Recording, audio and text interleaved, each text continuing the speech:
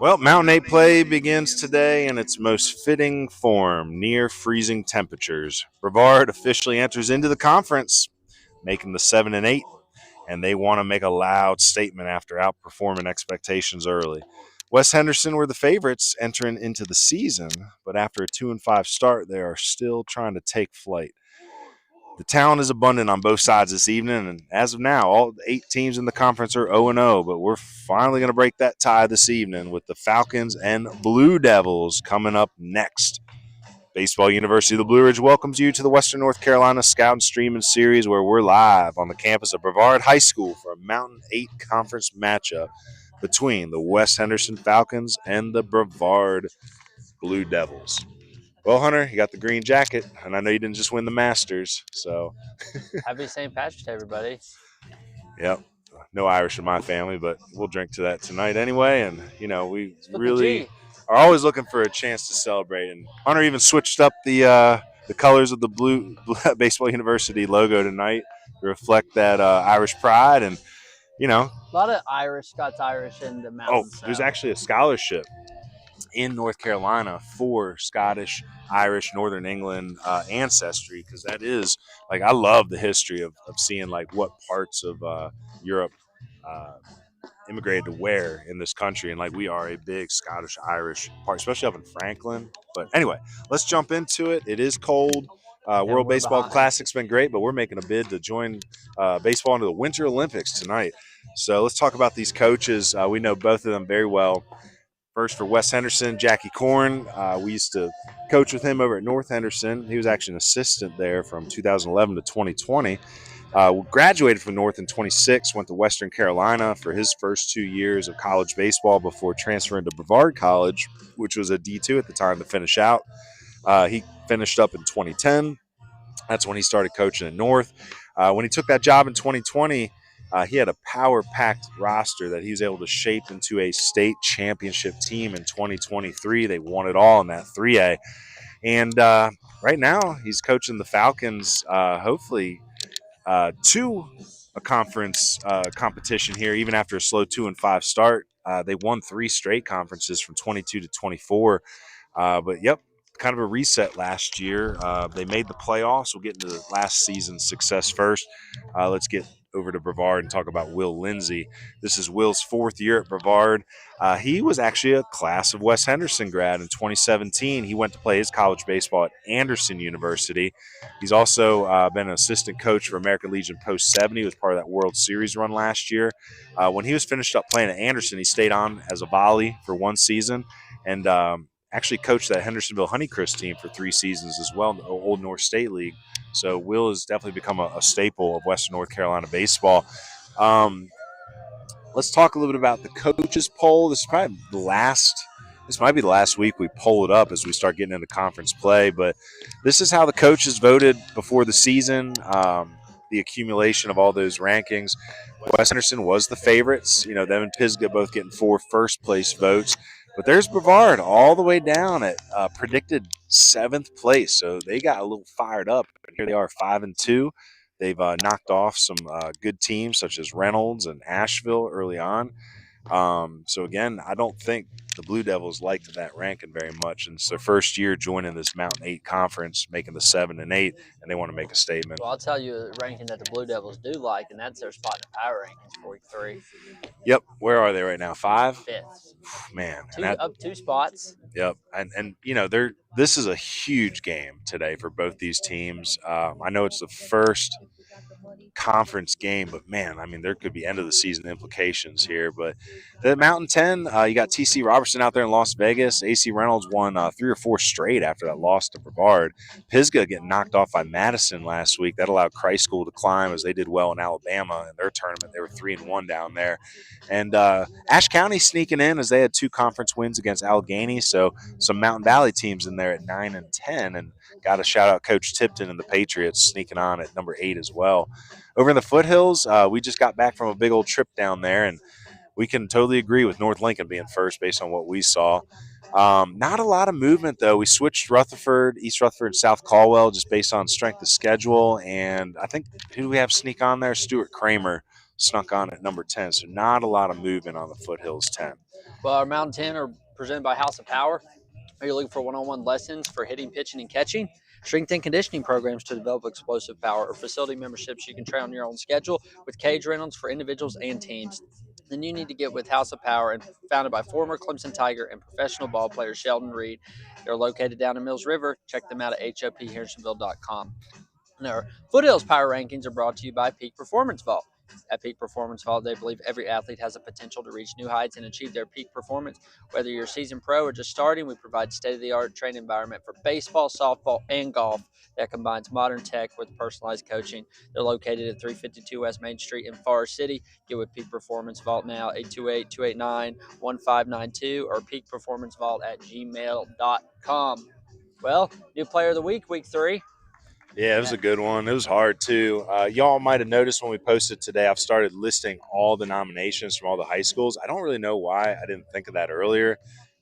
Coach King was kind of getting on me from North last night in the email, basically saying like, "Hey, why are we not recognizing the nominations?" And he's right. So today we listed all the nominees, but here's your winner. Jordan Tibbs had a great day in the mountain, or a great week in the Mountain Valley.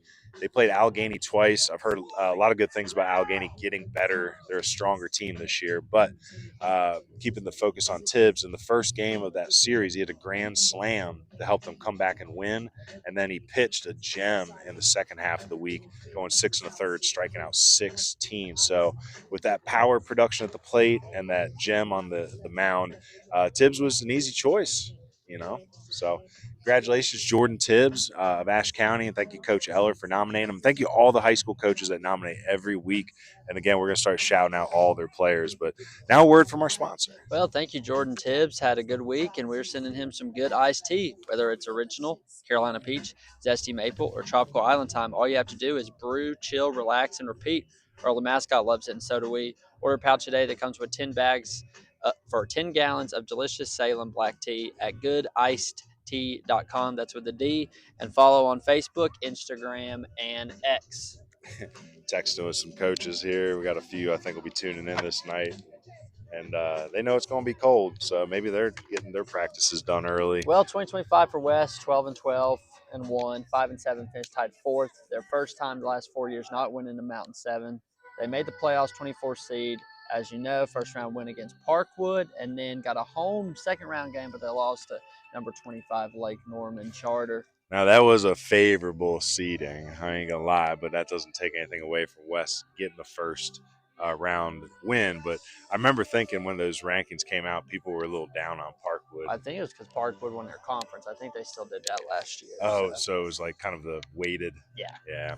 Anyway, conference champ. It's a good young team. They definitely took some bruises last year. The middle of that whole Mountain 7 last year was jam-packed, and there wasn't really anybody that ran away. I guess Tuscola, right? They only had the one conference loss, but no one really ran away after that. Well, on the other side, Brevard went 11-12, 4-8. This is their first year in the Mountain 8. Finished tied 4th in the Mountain Foothills 7 last year, and didn't make the playoffs. Missed it very closely. I remember doing those predictions. Them, Chase, RS, all those teams were like kind of in the mix for it, and it just the RPI, man.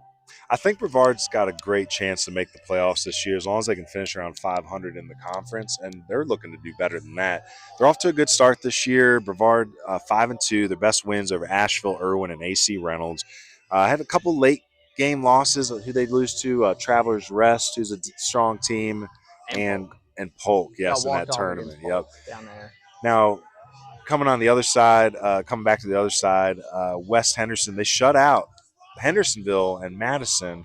Those are their only 2 wins, but they've been struggling a little bit since. But tough competition. 8-6 loss to TC last week, and they followed that up with a 12-1 loss to Asheville. I think this is their only game this week with spring break, right? I think West Henderson and Brevard, it's their only game. They were rained out yesterday, so they're going to have to make up the other half of this series sometime later in the season. Yeah, it's such a sloppy spring break foundation out here. Everybody's got a different spring break, so we'll see if we can catch some good tournament games throughout spring break. But first, Hunter's going to tell you a little bit about our pregame sponsor. Meineke is a pregame sponsor for Baseball University of the Blue Ridges Western North Carolina Scout and Streaming Series. With numerous locations in the Western North Carolina region, there's no better spot to get your vehicle seen and serviced. whether it's an oil change, brakes, mufflers, tires and wheels, AC, you name it. Meineke is doing car care right in Western North Carolina. Well, I'm going to tell you the where are they now, but I'm actually texting a coach about a particular player to see if he's playing. All right, let's get started. Truett Manuel. We saw Truett, some highlights come up on Twitter a couple weeks ago. He's healthy, and he's dealing at NC State. He graduated in 2024. I have him as 25 here, but I think he graduated in 24. Last year, he was a red shirt at NC State, coming off of Tommy John, was it? I know he had a surgery, but like I said, he's back. Logan Oliver up at Bluefield State. D2, we like Logan. I think he was recovering from an injury this season as well. Jackson Lida, he's getting some really good swings up at Western Carolina. He's been playing some shortstop. So Jackson Lida really coming into his own at Western. I believe Ryan Kasney's at Cleveland. He's trying to rehab one more time and give it a shot. And I was texting Coach Deaton down at Caldwell. I'm trying to figure out if Jude Lida is still playing down there. So we'll see if he gets back to us. For Brevard, he's got three. Coach Lindsay's got three alumni playing. Got JoJo Brown down at Anderson. He was a huge part of that post-70 American Legion team.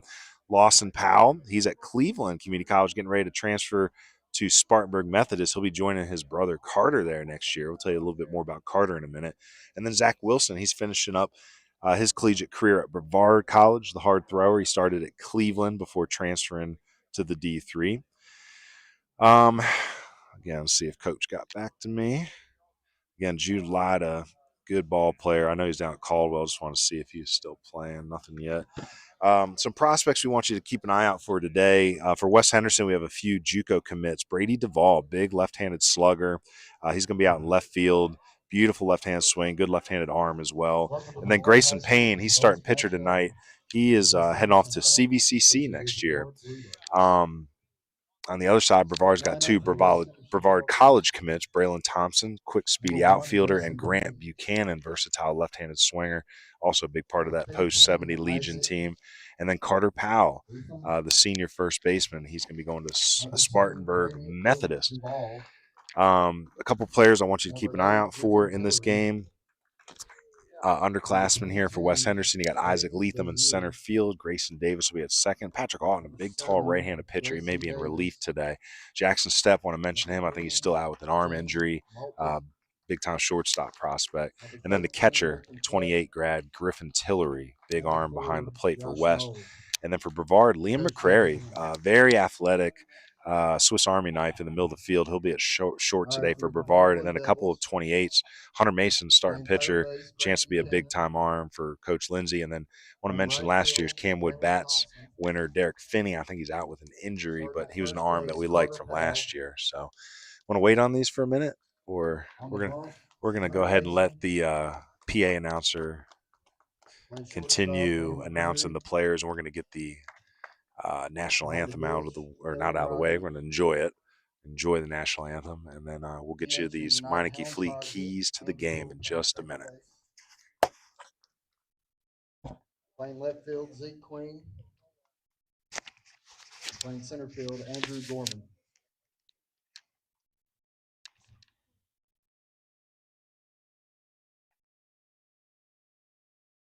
Please rise for a moment of silence in the playing of our national anthem.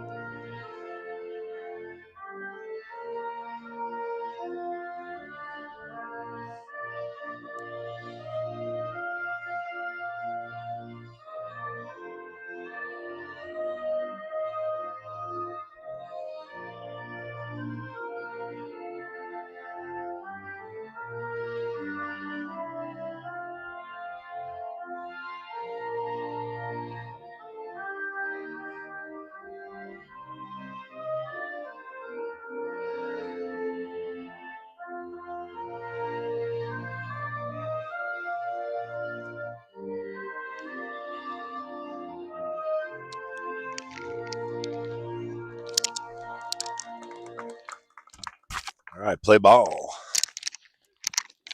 Well, a little daytime baseball. Game time temperature here, it's 3:55 p.m.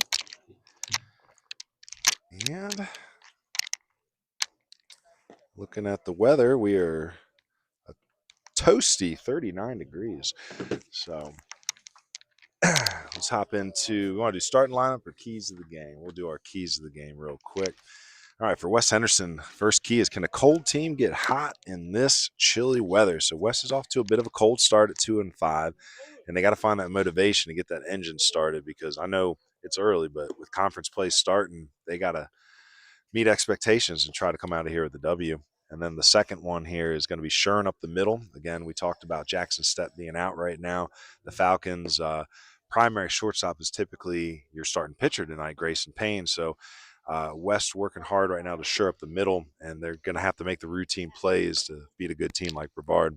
On the other half, or on the other side, for Brevard, first key is speed, slash, and scrap. Brevard thrives on being pesky and fighting to get on base, and with cold hands today, they need to take advantage of every opportunity, every mistake that their opponent makes. And then lastly, Hunter or be hunted, right? You got Hunter Mason on the ace. He's the ace in the making on the mound here for Brevard, and he's trying to make a loud statement as Brevard officially enters into the Mountain 8. So again, Hunter Mason, he's going to be going right after these batters today. Starting lineups. All right, so Brevard, starting lineup. We're going to have Queen in left field, Andrew Gorman in center, and Braylon Thompson in right. That's some good speed out there. And across the infield, Grant Buchanan at third, Liam McCrary at shortstop. That's Miller at second, Carter Powell at first base. And your battery, Hunter Mason and Kellen Rogers. And then your lineup today for the West Henderson Falcons, you got Grayson Payne leading off, followed by Isaac Leatham and Brady Duvall, Griffin Tillery batting fourth, Brady Dozier, the first baseman in the 5-hole, followed by Grayson Davis, James Maltby, Nathan Klepp, and in the 9-hole, Josh Null. And that first pitch is going to be sent in the air to center field. Queen is under it and stumbles and makes the catch. So an unconventional out, but it's an out nonetheless. Let's thank our first inning sponsor. We'll probably wait to tell you a little bit about them in the middle of the lineup, but Bloom Patch Farms, located right here in Hendersonville. It's a specialty micro farm dedicated to rare and extraordinary dahlias, and we'll flash you a commercial of theirs in the middle of the first inning. So Isaac Leatham up today. Athletic center fielder, wiry. See that wind blowing from right to left. Oh, and that's going to ride up and hit Isaac on a cold day. That does not feel good. So it's a base runner, though. So West Henderson, with one out, send a runner down to first base. Brady Duvall up now. The Guilford Tech commit, big left-handed slugger. And Isaac, oh, he's okay. Again, with that cold weather, it's going to smart as it is, but it's got to feel like shattered glass with this cold weather. Well, this game started a little early, 5 minutes early. How's everything looking so far? So we got some new camera angles for you today. We're able to creep all the way down to left field and the right field line and get some cameras up on the light poles. Try to give you some unique angles today. Ooh, there's that wind whipping early. So again, any fly balls knocked hard up into right field might run straight into that wind. Brady Duvall got a good athletic looking stance, very squared away. There's a hard ground ball at shortstop. Liam McCrary, second for one. That's all they're going to get. So fielder's choice. So 6-4 on the put out. Nice play by McCrary. Brady Duvall reaches on a fielder's choice. Hit it hard. So it had that good speed of a ground ball you want for a double play, but second baseman, we got a second baseman today, I believe is Cruel. Is that how you say the last name? How do you say the last name of that second baseman? I'll get it here in a second. Cruel, Andy Cruel. So the freshman was a little late getting to the bag out there on the turn. So Griffin Tillery, sophomore catcher, just throwing right to the Wolves last year as a freshman. Was learning on the fly, did very well. Full year of experience, good chance for him to make his mark as a sophomore. He's one of the better catchers here in Western North Carolina. Takes a curveball there for ball one. So 1-1 count. Hunter Mason delivers. It's a fastball on the outs. Ooh, just missed. So that was close. So 2-1 count here. Again, Brady Duvall down there at first base. Tillery had a couple of hits in that Crest game, I believe, and there were not a lot of hits in that game. Both pitching staffs were pretty sharp. Barry's one there. We're going to check down to the field umpire, and he says no swing, so 3-1 count. I think it was the changeup there, 69 on the delivery.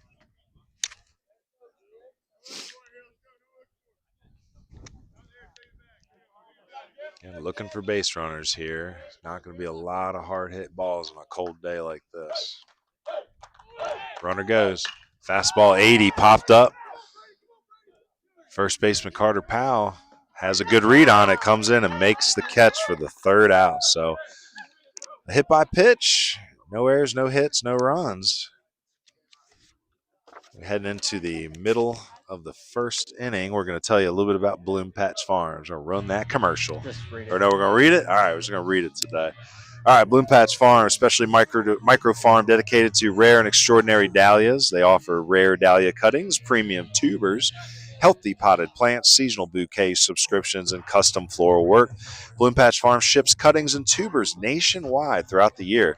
They specialize in rare and hard-to-find varieties, including the stunning water lily.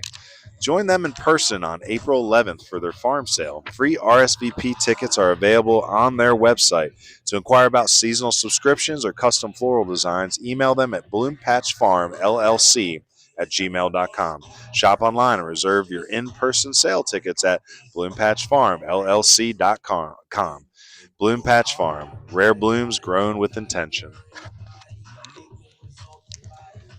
Also want to thank our home team sponsor today, Baird Wealth Management. Thank you to the following businesses who are home team sponsors, supporting the time that we put towards marketing this game to college coaches, pregame, and editing and posting highlights for the Brevard Blue Devils prospects after with the recruiting and scouting content on social media. So again, thank you to Baird Wealth Management. They've been a great sponsor of ours for 2 years now. Grayson Payne on the bump here for West Henderson. We saw Grayson in that matchup versus Crest through 7 innings, but the game went 11. He did very well. I want to say he gave up only the 1 run, and I don't have the old scorecard with me, but he was fantastic. And Coach McDonald, Coach Dudley, Coach Rayner, Coach Harvey, it's a great coaching staff down there at CVCC. They're going to be glad to get him. Let's take a look at how they're lined up out there across the infield. You got James Maltby at third. That's Nathan Klepp at short.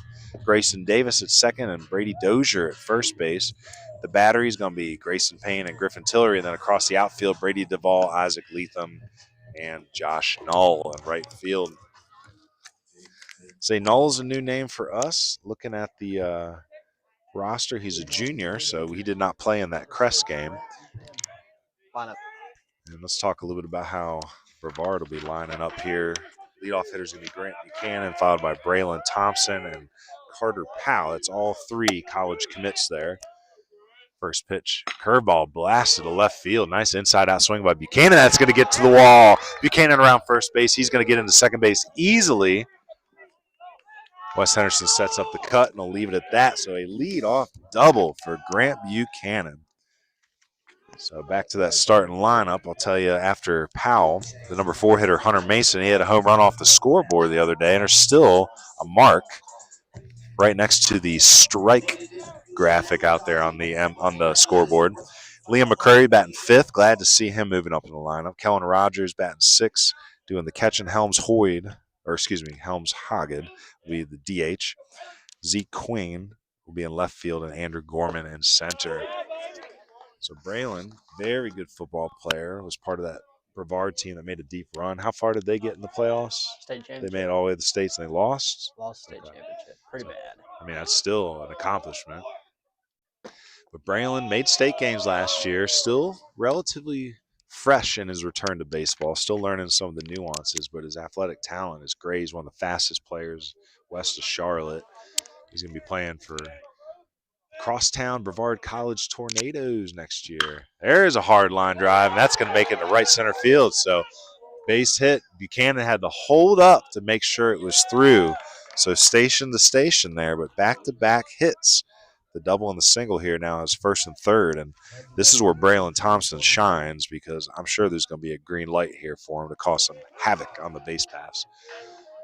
Very steady Eddie swinger coming up, and Carter Powell had a great year last season as a junior. I remember Justin King talking to him. Coach from North said he felt Carter was the best hitter on this team, and he's going to be playing for Coach Miller at Spartanburg Methodist next year. And Carter's worked really hard to turn himself into a legit hitting prospect the last 2 seasons. First time we evaluated him as a sophomore, he did not stand out. But last year as a junior, it's like a whole brand new ball player walked onto the field. And Carter is a legitimate college prospect, and he's going to be playing some NAIA baseball next year down in Spartanburg. SMC. So SMC was a powerhouse JUCO for years. In the transition to a 4-year school now. They've added a couple more degrees. I think they have exercise science now.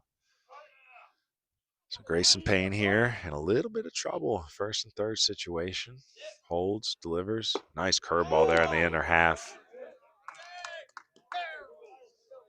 So Payne ahead now, 1-2. It was a really good 1-1 pitch. Now the 1-2 pitch, you think got off speed coming? You send the runner here. Quick pick. So yeah, Dozier had to dig it out of the dirt. A little bit more accurate throw. He might have had a chance at Thompson there.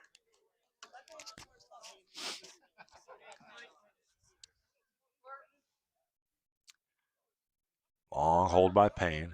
Say Tillery getting into a tall stance back there, expecting that high fastball. So good mix, 2-2.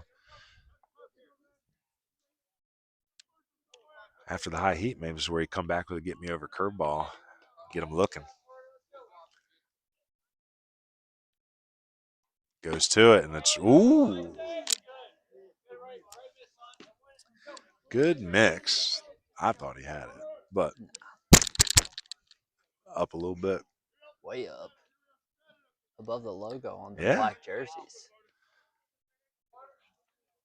On the dot. Yes, that was a good pitch. Powell knew it, too. Can't dot it as any finer than that. So out number 1. That's a good setup right there to throw that little curveball that barely makes it top of zone, and then I would say come back bottom out. He's seen everything but that, That's called Strike 3, brought to you by Burlett Painting. So remember, painting the corners with Burlett. Yeah, he threw everything but the dotted down and away. I still think, if I got a pitcher that comes out and just says, my strategy is just pitch down and away, I still think that works, even in this day and age. If you just try to pound down and away and you can stay in that quadrant, you're going to be able to find success in high school. So Hunter Mason here batting with 1 out, first and third. Still kind of surprised they ain't tried to mess around with some first and third steal here with Thompson, who ran a 6.4, I believe. Ball high here, good take by Mason, 2-0 count. Not a good pitch to run on here, though. Most likely seeing a fastball.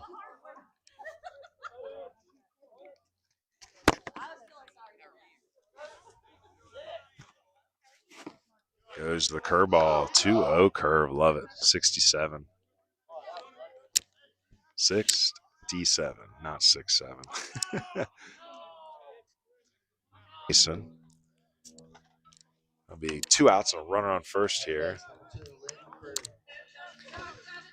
Liam McCrary coming to the plate. Big fan of Liam. Good athlete. Runs well. Ran a sub-7 at the Junior Legion tryouts a couple months back. Was struggling with his bat for a minute this past year, but he's starting to find some rhythm. He's got himself all the way back up to number 5 in the lineup. Coach, there goes Thompson. Late break, but that throw is going to sail high by Tillery, so stolen base for Thompson. Stolen base is brought to you by Hauling Solutions and Grading, so thank you to our stolen base sponsor. It's Andrew Casoria out of Henderson County. Say Hauling Solutions and Grading, we probably got to give him a holler. I need a little bit more gravel. Getting ready to put down a greenhouse. Big leg kick here from Payne. Fastball is right there. So 1-1.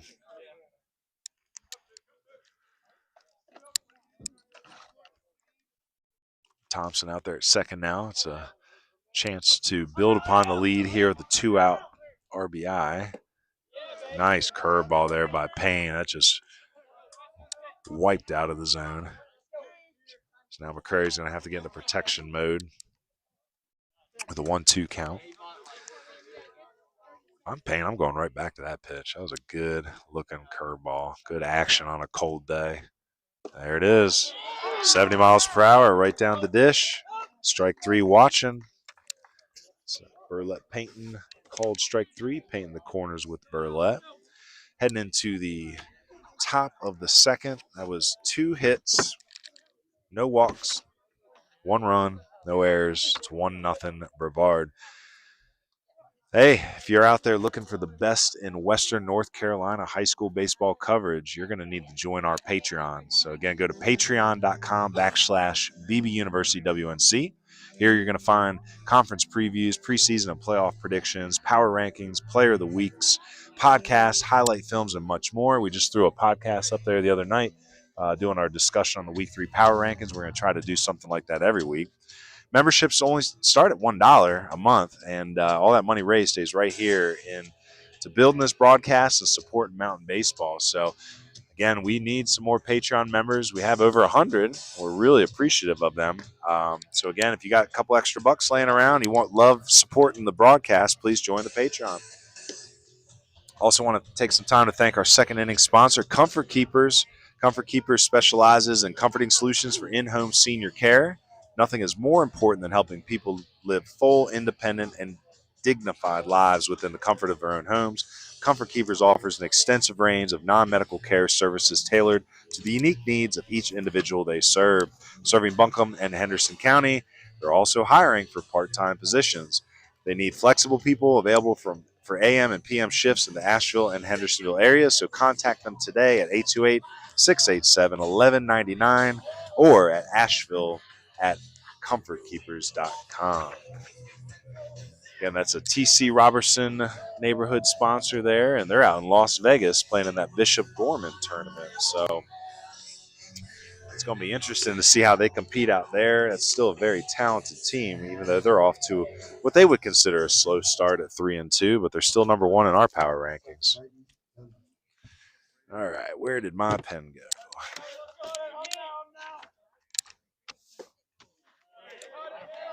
I heard it. Aha, there it is. All right, so Brady Dozier up. Swing and a little tapper back to Mason. He's going to underhand shuffle it over to Carter Powell for out number 1, 1-3. A little PFP practice. I'll bring Grayson Davis up to play. Grayson's scrappy right-handed hitter. Does a good job staying inside the baseball. Had a really good sophomore year. I believe he made all conference. Not too cold. I got about 4 layers on, so handling it. Haven't had to break out the hand warmers yet. Yeah, for any college coaches tuning in, it's a good right-handed hitter right here. Some good athletes up and down both these lineups. Runs very well. Ran a 6.7 at that Bob Lewis Scout Day. Gets in that weight room.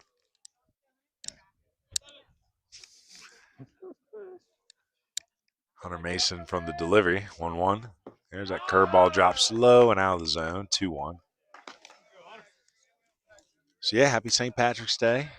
Hope everybody's enjoying this cold Tuesday.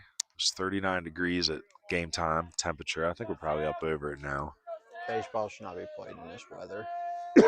Well, we're technically not into spring yet. I think the equinox is coming up in about 3-4 days.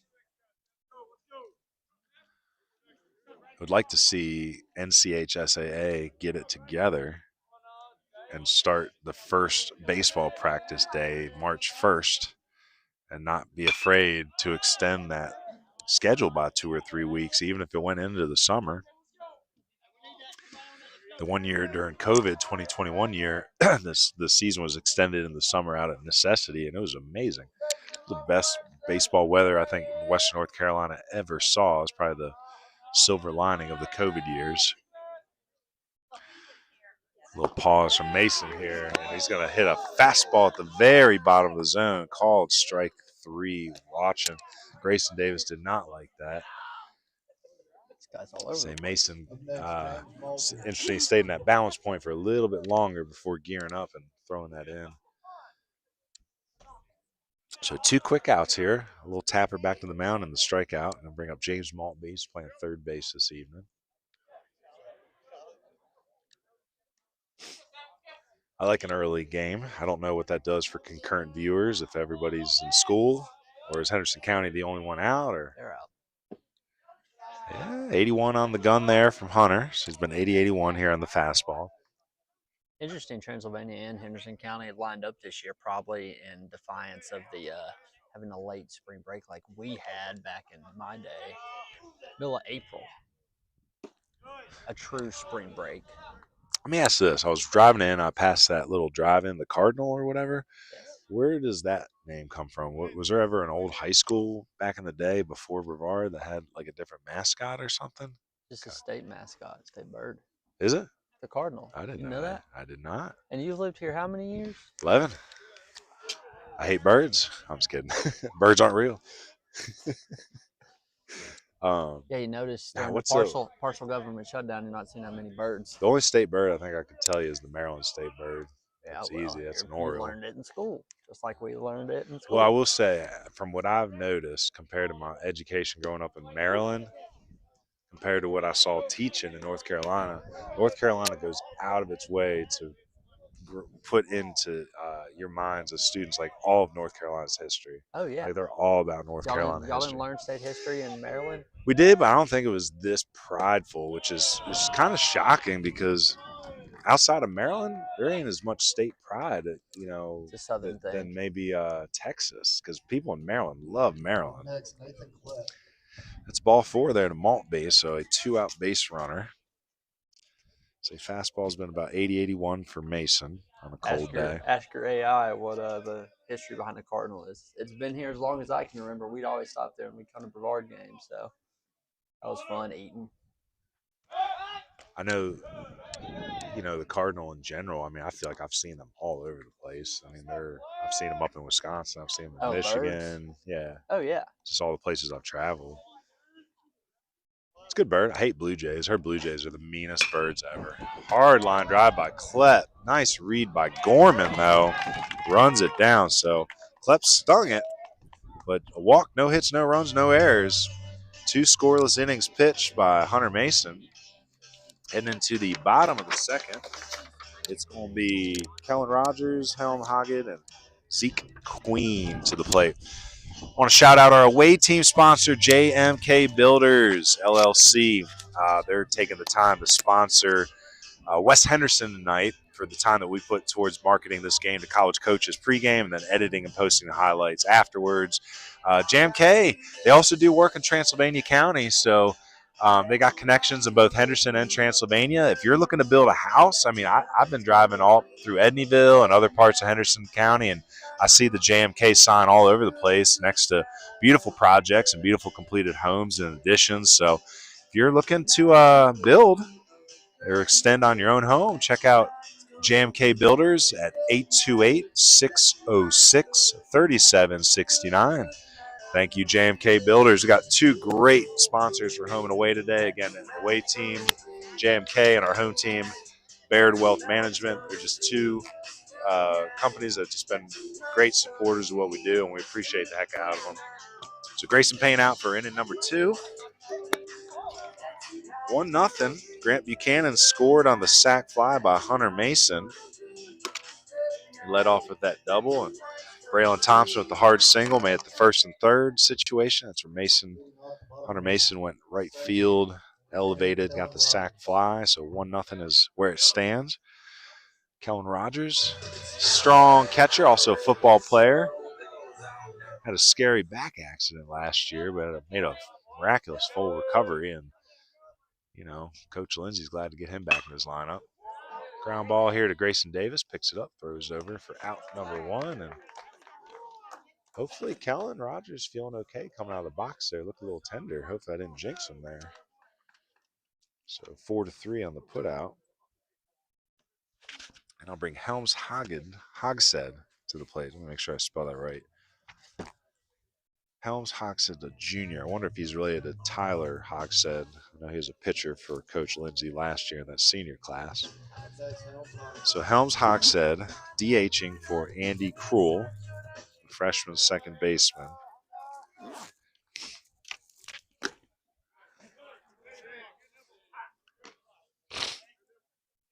So 1-0 here to start against Helms.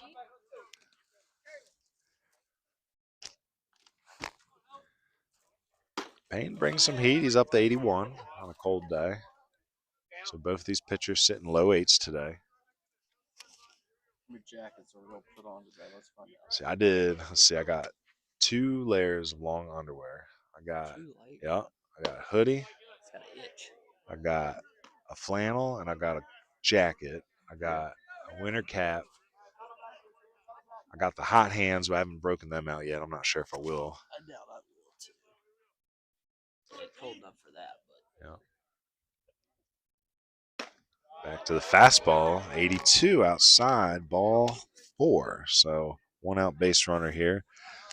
Again, Payne's a good competitor. Enjoyed watching him play last year, too. I think he's going to be a good addition at CVCC. That's coached by Coach McDonald, his pitching coach down there. Coach Harvey was a Major League Baseball All-Star. His son, Hunter Harvey, is a Major League Baseball player. So it's a great pitching coach that he didn't go to college. He was drafted out of high school. That's what I'm saying. He went to. He was in North Carolina. Bandy's? I think you're right. I think it was Bandy's. We can look that up on the baseball cube. Swing and a miss. Zeke Queen up at the plate here. Looking a little overmatched on that fastball. But again, Grayson Payne has got a wealth of knowledge waiting for him at CVCC, and they're competitive, so he's got to fight for innings there. CVCC's got that big coaching staff, so they do a lot of red shirting. It's not a bad thing. They kind of look at it as delaying your development, right? Or not delaying your development, but delaying your playing schedule, so you're not just getting 5 at-bats and wasting a year. And Z Queen finds himself in a 1-2 count. Ooh, that ball rides up on him and drills him in the helmet. Thankfully, he is okay. He'll be first and second now with 1 down. We'll bring Andrew Gorman to the plate. Andrew, high academic ball player. He's center fielder. I think he's interested in just going to play ball just going to college and focusing on school at the next level. But he's a good athlete. There's a point where he had some interest in playing at the next level. He might find that spark again. Coach Lindsey's got a good athlete in that 9-hole, though, to turn the lineup over. Fastball blasted down the right field line. That is a fair ball. Gorman around first, get tied up a little bit. He's going to hold there, and 2 runs going to come in. 1 run to come in there. That is Hogshead to make it all the way from second. So line drive single. Scores 1. That's Queen making it all the way to third base. So first and third situation coming up. Grant Buchanan back at the plate. Grant had a double. Scored the first run of the game in the first. Didn't try to do too much. Just let the velocity, do the work for him. It was an outside fastball. Just let it travel. Kept the barrel behind it. Poked it down the right field line. Double play opportunity here for Davis. Oh, he's going to tag. They say, yes, he did. They say Davis tagged Gorman on the way by, so it'll be fielder's choice. That's 4 is the put out. Grant Buchanan reaches on a fielder's choice of his own. That does score the run, so Zeke Queen comes in to score on the RBI fielder's choice by Buchanan. So good box score for Grant. Again, Grant made big jumps last year. I think his whole trajectory has changed by his post-70 experience, just being around amazing baseball players and just learning how to win. So that's another hit by pitch. He yanked it, hit him in the ankle or side of the shoe. So Thompson's going to head down to first base. That moves Gorman up to second. So first and second here with 2 down. Carter Powell struck out looking his first time up. It was a great sequence, probably the best sequence from Payne of the game so far. But tough inning here for Payne after the routine ground out to start the inning. At a walk, a hit by pitch, a single. The RBI fielder's choice and another hit batter here.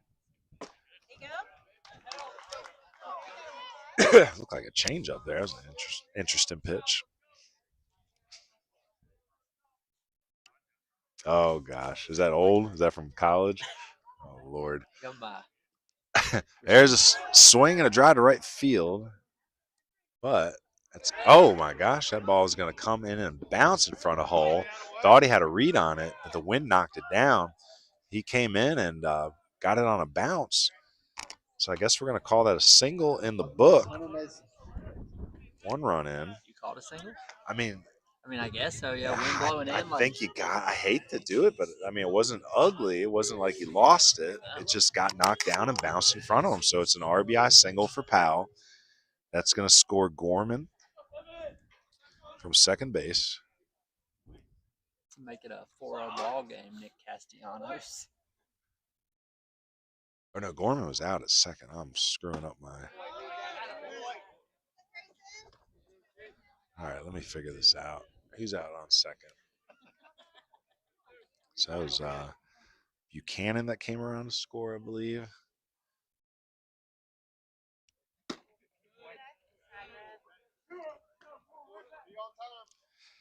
All right, let me make sure I got this right. All right, so this inning leads off. Kellen Rogers grounds out. Hogshead gets hit or walks. Queen gets hit by a pitch. Gorman has an RBI single. He's out on the fielder's choice. Buchanan reached on the fielder's choice. Thompson gets hit by a pitch. Powell has the RBI single. That scores Buchanan. So Powell and Thompson are out there right now. This is Hunter Mason at the plate. So got a little sloppy there. 1-2. It's 4-0. Got to remember that from my book. Hunter Mason had the sack fly his first time up. He's going to take a ball up high here. 3-0. So Payne losing the zone a little bit here in the second inning. His stuff looks pretty good overall leading up to this inning. So see if he can find it. Hopefully his fingers might just be cold. Yeah.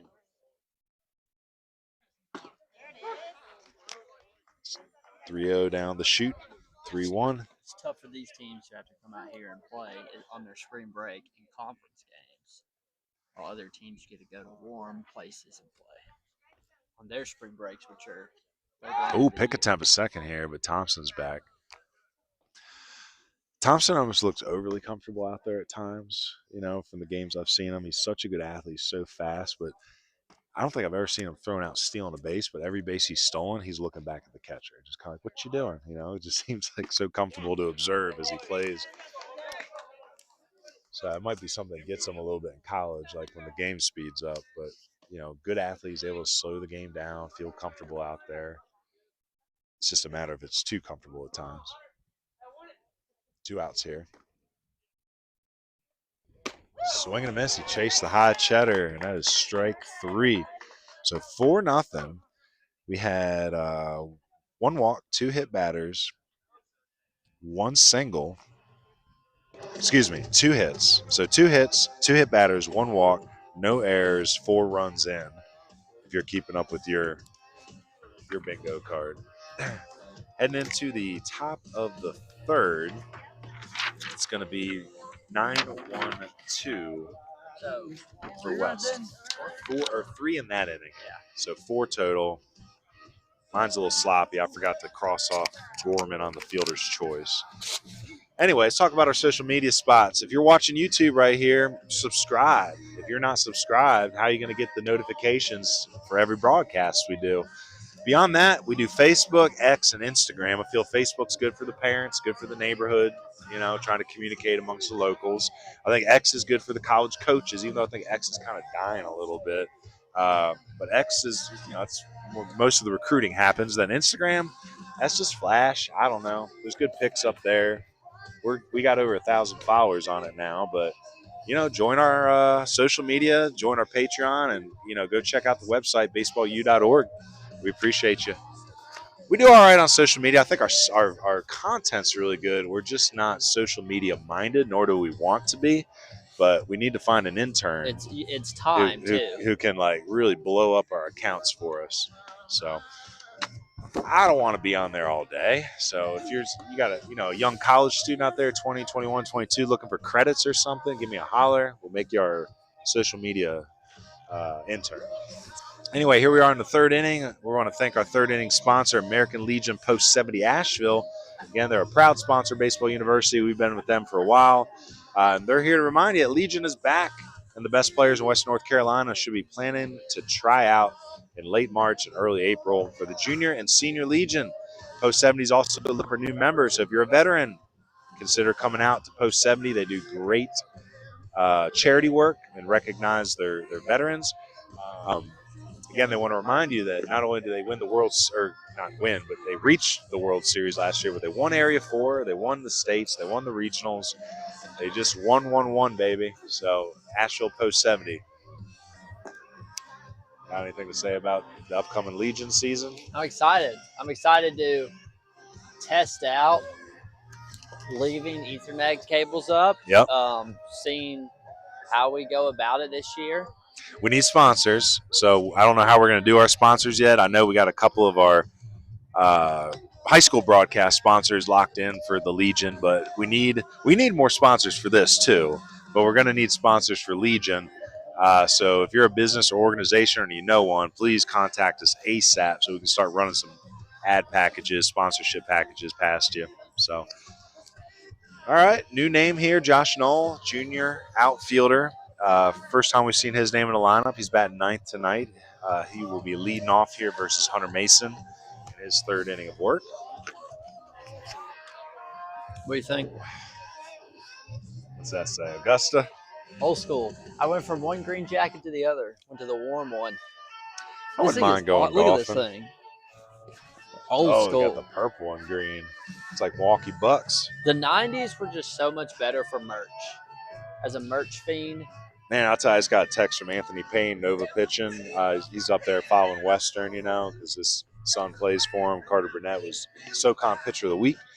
He's saying Jackson Lott is really starting to kill it up there at Western. He had 2 home runs this past weekend. He's starting at shortstop now.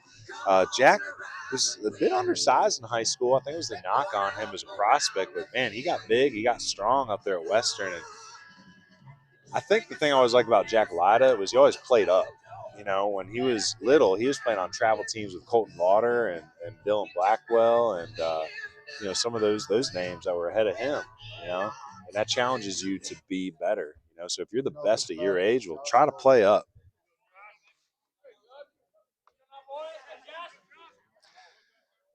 All right, so number 9 hitter here.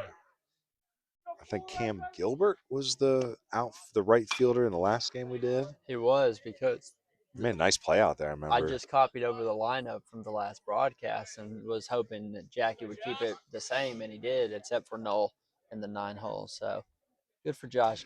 And bats here. Finally, Coach Deaton got back to me. Yes, Jude Lyda is still playing at Caldwell. I wanted to make sure we got that right, so I wanted to add that back in. Jude Lyda, he's down at Caldwell.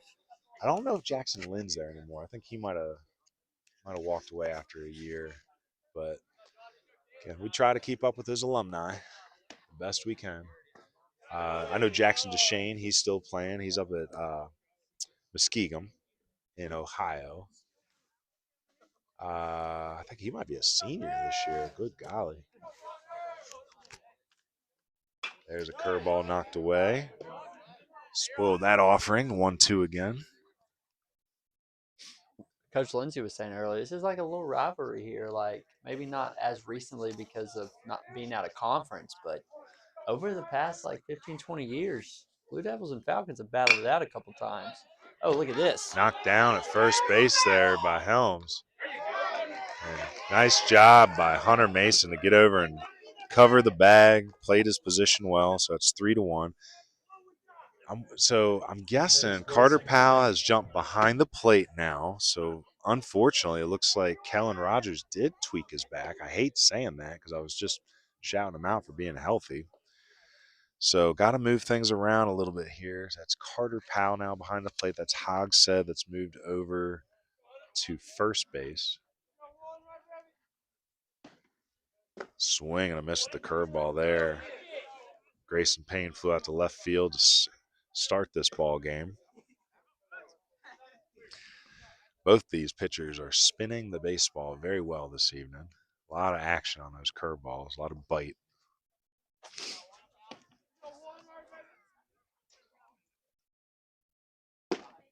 Mason goes back to the fastball. Good mix there, 80 miles per hour on the heat. I wonder if he'll go back to it. Go slide step, curveball. So he's high throw, but Hogshead comes back down on it for out number 2. So it's 6-3. McCrary across the diamond. And again, I'm a fan of Mason, but he's stopping and pausing a little bit on his delivery here, even with, kind of a slide step, big balance point. Just got to make sure you're timing your arm out, especially when there's nobody on base, you know what I mean? So just want to make sure everything's clean and consistent. There's a ground ball at the middle, backhanded by Cruel. Nice play.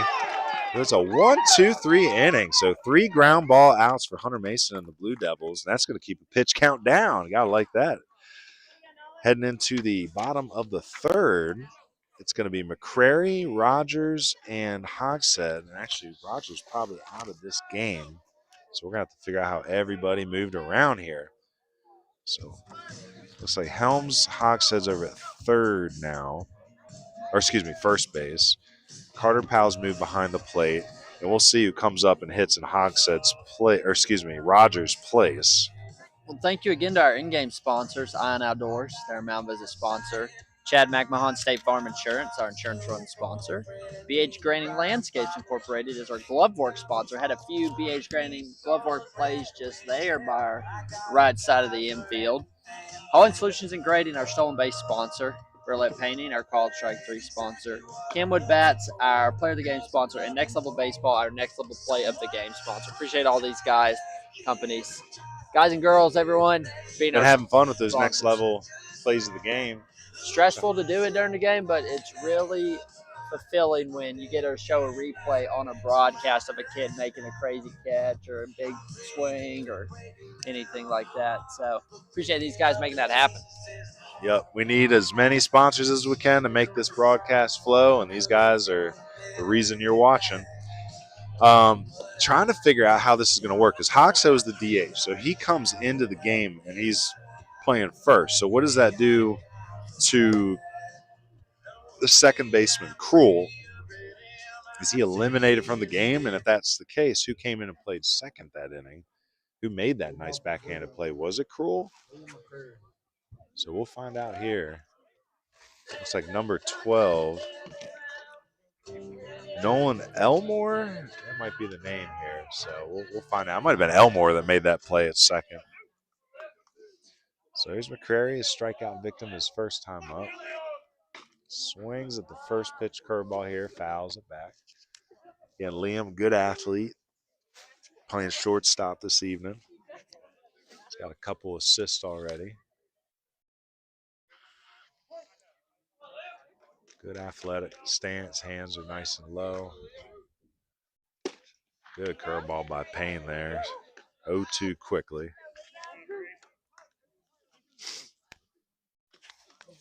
Yeah, did you see on Canva with the logos with the green and orange? Oh yeah. Add a couple more in there too. Put Shamrock in there? Did you know? I was trying to put a rainbow in there and a pot of gold. Gotta be careful with those rainbows nowadays, but I'm a big fan of Roy G. Biv. I knew someone would say something like that if I tried to put it in there. It's unfortunate. But it would have been cool because, like, you know, Leprechaun Mountain, Oh, I get rainbow it. coming Oh, over, yeah. pot of gold. We get great rainbows every time there's a rainstorm right across our house. I swear, we might just have to walk over and see if there's any gold at the end of it. McCrary's going to dribble one to first base, picked up by Dozier, so he takes it himself. First out of the inning But I here. added some other logos, variations, if you will. We got more coming up, more holidays. Next, 4th don't- of July. We can do a 4th of July for Legion. We should do some fireworks on it or something. I That's what I was liked, I trying liked to my do. Christmas one. That was a good one. That was a good one. But I did taken after MLB. Well, we didn't have any games on Valentine's Day. No, we didn't. That would be a good one. Easter? I haven't done an Easter Got to one do some yet. pastels. That'd be cool. But I did Father's Day and Mother's Day. So the hitter here is Nolan Elmore. He's wearing number 20 or number 12. Nolan is a freshman. I think he is probably at second base. So Kellen out of this game with a tweaked back. Hawk said that probably took Krul out of the game. So that was probably Elmore who made that nice backhanded play. Good curveball there by Payne. Again, both these pitchers tonight are set to spin dry. But the curveball is working well. There it is again. So about 69-70 on the curveball for Payne this evening. His fastball's been 80-82. Again, first AB for Elmore. Good fight here. Fouls it off. So it looks like Coach Lindsey's got a couple freshmen in that dugout tonight. Again, you had Krul, who started at second, was DH4. You got Elmore here. Didn't he maybe mention something about that here? And where are they? Maybe.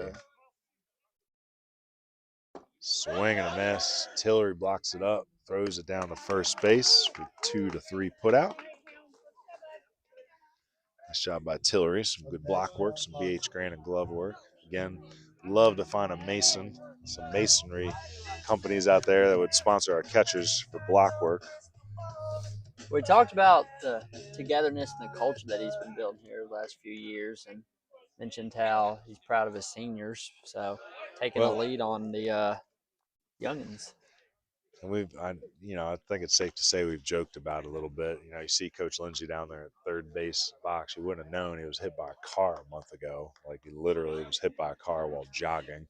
He was in bad shape for a minute. He's still recovering, still a little slow on his motions. But he said, one thing will bring your team together pretty quick is when your head coach gets hit by a car. And I was like, hey, I remember how our team came together when my house burned down back in 2019. So, I mean, you'll find out real quick how much you can rally behind your team when your coach is in trouble. So, well, not to mention I say a car wreck. I say we got to keep Will away from cars in general. He got in a car wreck coming home from Legion last year too. Hit a tree that fell out into the highway and he flipped his vehicle. So I think we'll just if there's a chauffeur service that would like to sponsor our broadcast, but also part of that broadcast agreement, just be the personal driver of Will Lindsey. We'd appreciate that for Coach.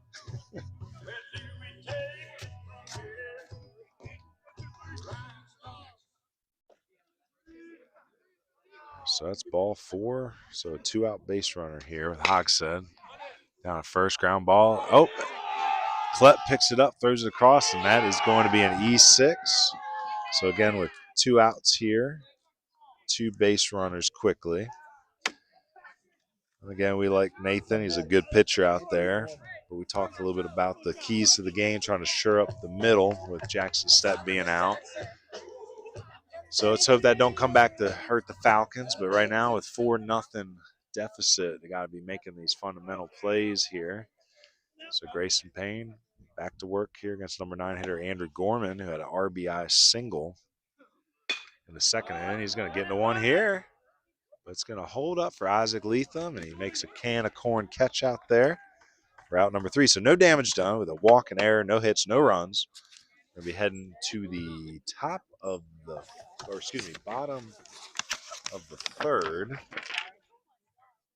Excuse me. Again, top of the fourth. Way off here. Top of the fourth would be Brady Duvall, Griffin Tillery, Brady Dozier come to the plate.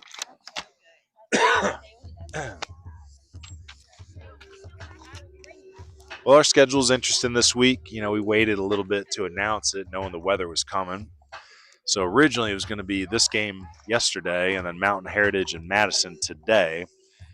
But with this game getting pushed back a day and Madison Mountain Heritage, they moved to Thursday. So we announced it yesterday. Tuesday game, you're watching it. Thursday, we're at Mountain Heritage, Madison versus Mountain Heritage. It'll be a fun one, Western Highlands matchup. And then Friday, we're going to be down in Rutherford County for RS Central hosting Chase. It's a nice little rivalry game. So trying to see everybody. It's tough. There's good games each week. You got to make a hard choice every week, just like we do with these Player of the Weeks, these power rankings. So if you guys join the Patreon, you can check out our podcast where we discuss the process of choosing these teams and making these tough decisions. Hunter Mason looking good here through 3. Back out there for the 4th. And speaking of pitching, let's talk about our 4th inning sponsor, Nova X Kinectics. For youth, high school, and college pitchers, if you're trying to take the next step in your player development, Nova X Kinectics is directed by Payne. Coach Payne has worked with several West North Carolina arms in the last few seasons and helped them make major jumps in their physicality, velocity, and overall athletic performance. By infusing data, analytics, and biomechanics, Coach Payne is trying to help pitchers get the most of their potential. If you are looking to make strides in your pitching performance, get with Coach Payne and Nova X Kinectics ASAP. He offers in-house and remote training options for high school and college level athletes. Nova X Kinectics, new school data, old school grit. They're on X, they're on Instagram. I think he's got Facebook, so go find him. You know a lot of his pupils. You know, guys like Carter Burnett, he was just selected SoCon Pitcher of the Week. He's one. Got Brady Ray down at Cleveland. Got some high-level arms in the senior class like Peyton Maven and Mason Harrell. So a lot of good arms.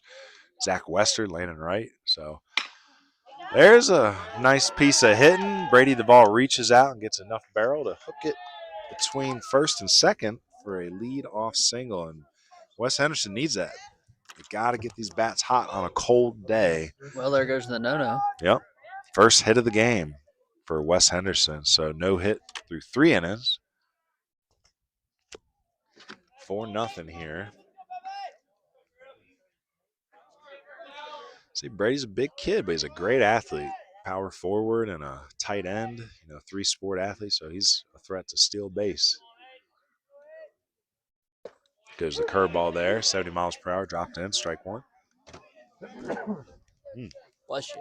Number 4 hitter Griffin Tillery popped out to first base to end the first inning. I want to say had 2 hits in that Crest West game we covered a couple weeks ago. Takes the curveball outside here. Carter Powell tries to frame it. Just a couple inches outside.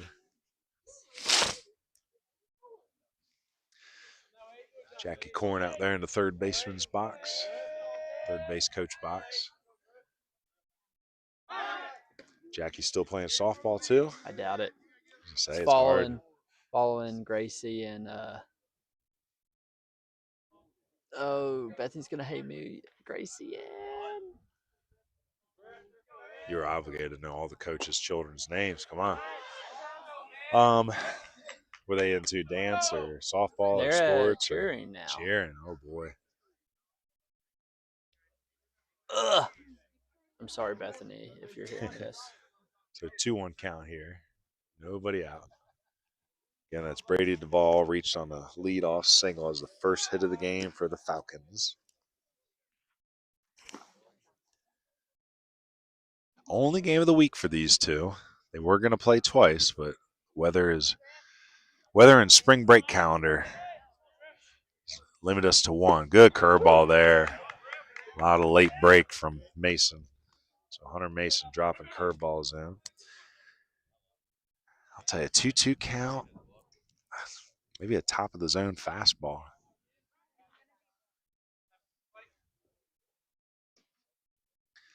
Not a bad time to send your runner if you think the curveball is coming. There's the fastball. Spoiled. Good location.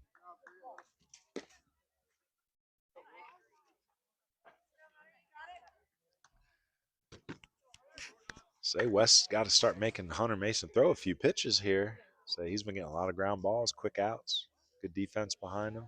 The pitch count's probably only about 40-some. Charlotte. There you go. I was like, ugh. Little Facebook help.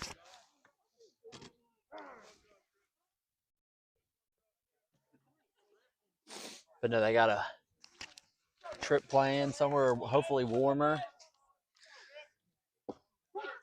Strike 3 called. So again, bases occupied, even though the catcher there dropped it for a moment. Got him looking. So strike 3 looking. Brought to you by Burlett Painting. Painting the corners with Burlett. Bring Brady Dozier to the plate.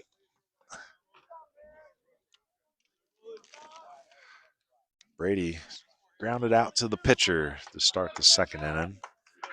Again, base runner out there. At first is Brady Duvall. 1 down.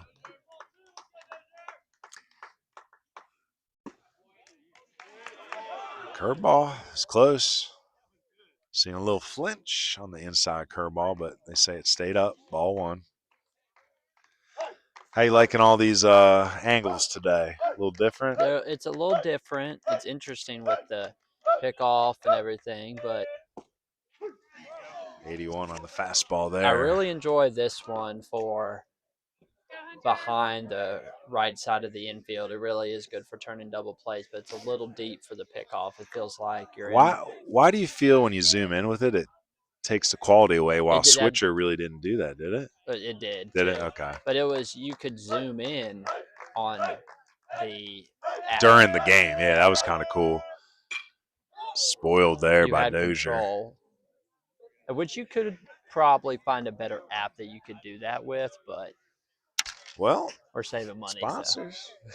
Well, I You mean, could have better cameras too. You could have cameras that well, you're able to zoom I was in. going to say, we've been looking into the technology. We just don't have the funds to do that stuff yet. But you can buy cameras that track the action. You know, they can follow it. There's a hard hit. So that's off of Mason, Hunter Mason. Hopefully he's okay. That's going to be a single. An infield single, first and second now. So Next, Grayson Davis. that's going to sting a little bit on a cold day. So 2 singles, both by Brady's, Brady Duvall and Brady Dozier. They sandwich a strikeout. So first and second right now. Grayson Davis. He was a strikeout victim his first time up. And I'll tell you, I know he's 1 out, but man, it's not a bad time for a bunt. Grayson Davis got great speed. Might want to challenge the defense a little bit. The corners haven't had to move down here much. Grant Buchanan hasn't had a play hit to him yet, so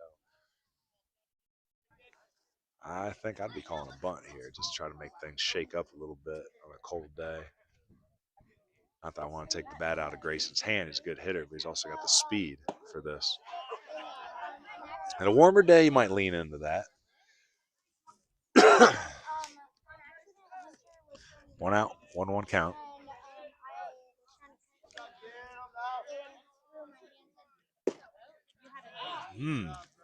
Ball low.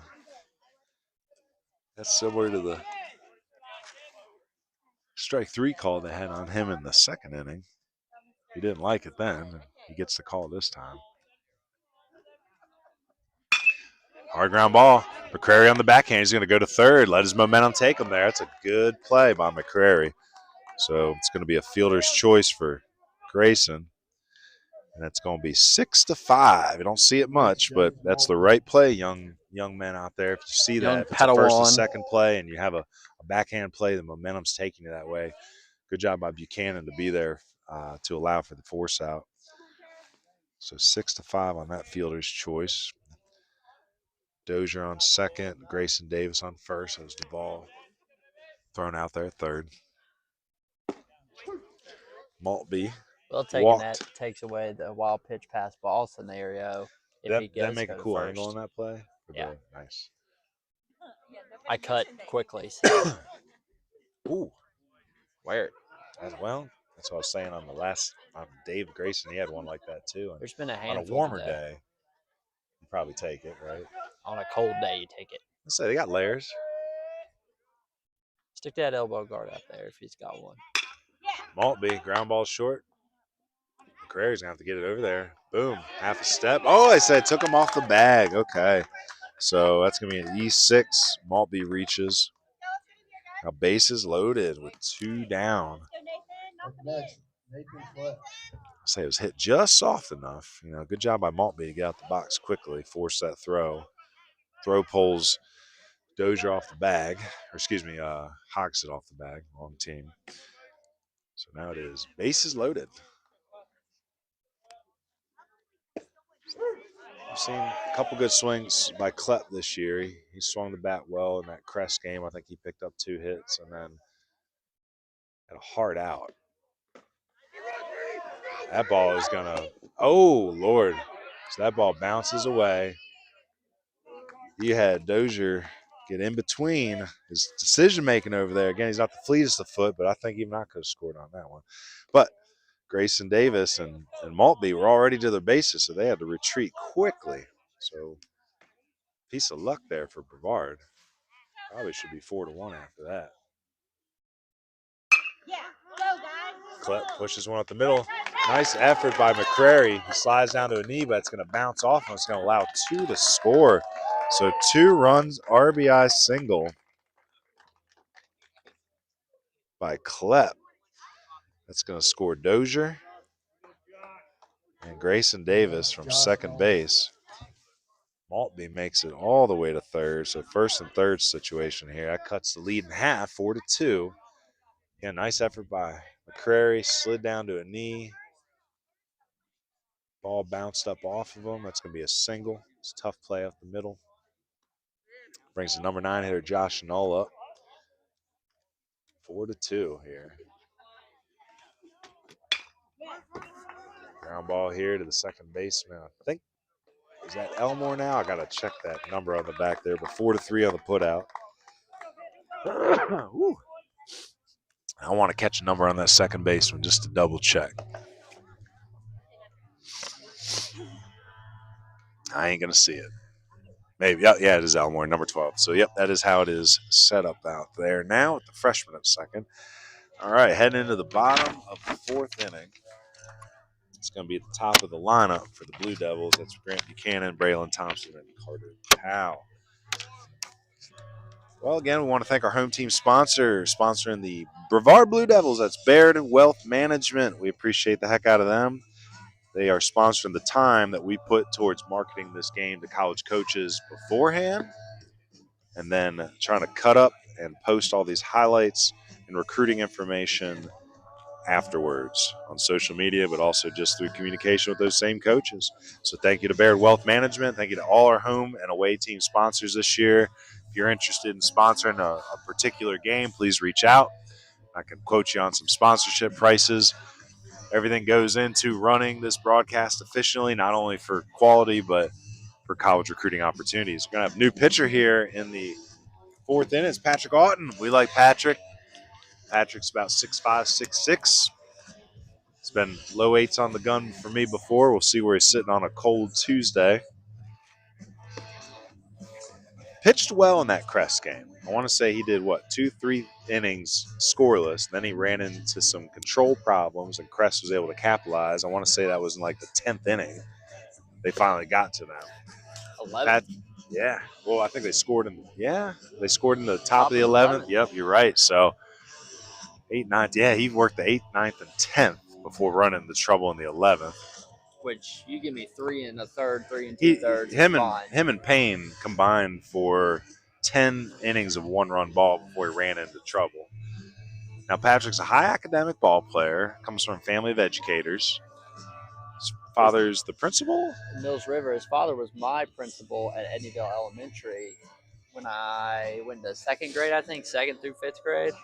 And then his mother, Shannon, was a principal at West, and then maybe Career Academy and early college, and was involved in the student government when I was involved in student government in high school. And so each month when we had meetings, I'd always see Shannon, like, hey, how you doing? So I really have a connection with Patrick and his parents. I'll say Patrick's the type of kid that college coaches don't have to worry about because they already know how to do school. You know, he's going to come in and put up good grades, great personality, good human, good teammate, right? So he'll be playing at a high academic school somewhere in the future. Don't want to take JUCO off the plate for anybody, though, even our high academic guys. So Grant Buchanan gets into one. That's going to turn Null around. That's over his head. It's going to go back up against the big old Brevard paneling on the, I guess, the work shed out there. That's another double for Grant Buchanan. So 2 for 3 on the evening with 2 doubles. He also had the RBI fielder's choice in the second inning. He scored 2 runs in this game. So Grant Buchanan continues to swing a loud bat. Say, Coach Carone's got to be happy about that over at the college. Speaking of Brevard College, there's another Brevard commit, Braylon Thompson. Braylon's 1 for 1. He singled and was hit by a pitch. He's also stole a base.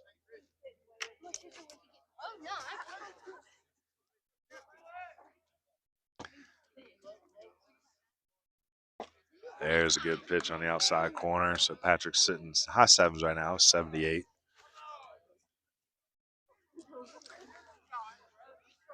Again, Thompson's got good speed. Putting a bunt down is now the question. Nice piece of hitting there. That's going to stay up for Leatham. Leatham made a good read on it. Loud out, but it's an out. So 1 down here. It's going to bring Carter Powell back up to the plate. Carter's 1 for 2.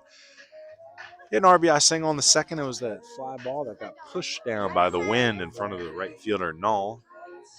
We had to give him a single, though. It was clean. Sometimes what Mother Nature gives you an assist. It's a good chance for Carter to put some insurance runs on the board. From Chad McMahon insurance runs.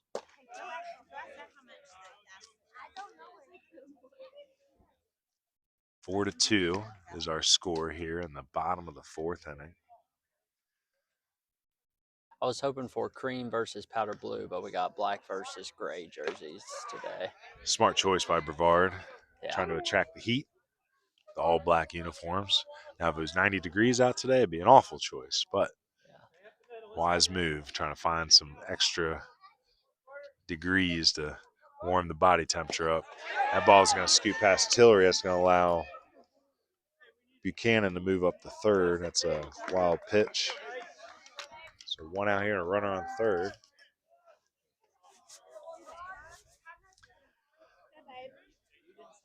Say Patrick is one of those pitching prospects or pitching coaches falls in love with from the frame, But like most tall pitchers, you have to make sure all those moving parts are synced up, as they get stronger, as they get more into their physical workouts. That body starts moving more efficiently. Nice pop up here. Leatham comes all the way in.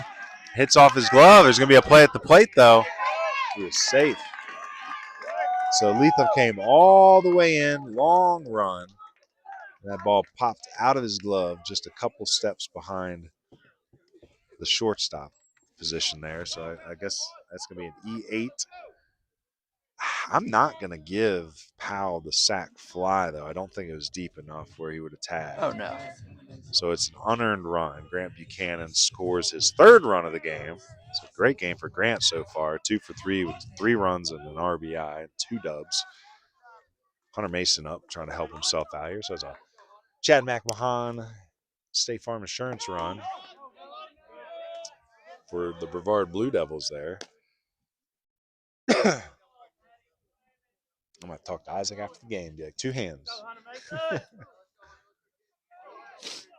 Good pitch, though, by Auten. Should be 2 outs.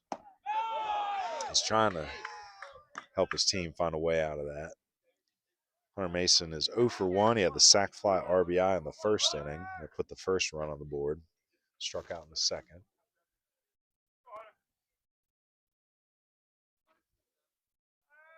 Big kick and deliver. Good spot, just low. What size shoe you think Alton's wearing out there? Probably a 13 now. I wore 15s. I'm still waiting. I see these tall kids. I'm like, all right, there's somebody that's probably got a bigger foot. Hate having. Anytime you're over size 14, it's like you got special order all your shoes. You can't go into a dang Foot Locker. So Let's see. It's a big boy out there. Again, you can imagine how much stronger he's going to get as he gets older. So Patrick wheeling and dealing here, trying to keep this game close. Good pitch there, bottom of the zone. Both at bats for Hunter have been get to 3-0 and then wanting to make that big hit and score a run, but just swinging that ball just outside the zone. OBP. Hard chopper, wide of the bag of third. Foul. A good battle. He just looks like a baseball player. Hunter, he loves baseball. Yeah. You know, there's just some kids that just love this game. He's one of them. On the other side, Jackson Stepp, my heart's breaking for him because I know how much he just loves playing baseball, like the kid in him, right? And he's hurt right now. You hate seeing kids that love baseball get hurt, right?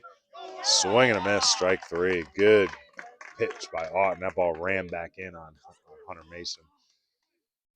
Because, I mean, there's other kids, they like baseball, right? They get hurt. They're not going to go play in college, is what it is. But when you got a kid who just loves it, like Braden Korn, when he got hurt freshman year, heart broke for that kid. He's the best teammate you could ask for. He's 110% on the field. He's high motor. That's why he's a professional baseball player now. But it's kids like that you don't want to see deal with the injuries.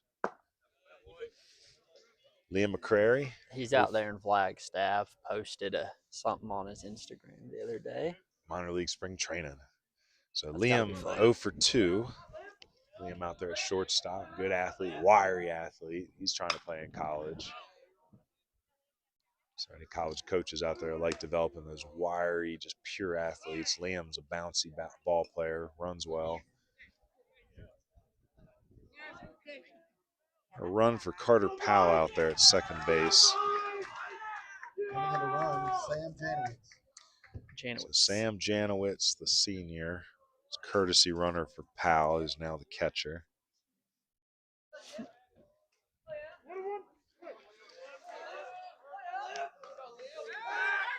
They're going to challenge him right away, see if he's coming off the bench cold. So pickoff attempt at second is late. Say Liam's a very polite young gentleman. He's met me over at some of the college baseball games, trying to get a read on the talent out there. And he's going to hit that ball hard up the middle and through. They're going to send the runner. Here comes Janowitz. That ball gets under Letham's glove out there in center field. And McCrary hustling the whole way, able to get to second base on the E8 as that ball snuck under Letham's glove out there in center. So RBI single. Nice piece of hitting with 2 outs. It's a State Farm insurance run, Chad McMahon insurance run. Good jump by Janowitz out there, the pinch runner, not sleeping on the bases. Again, McCrary hustling the whole way through, able to get second base on the drop out there in center. McCrary 1 for 3 now.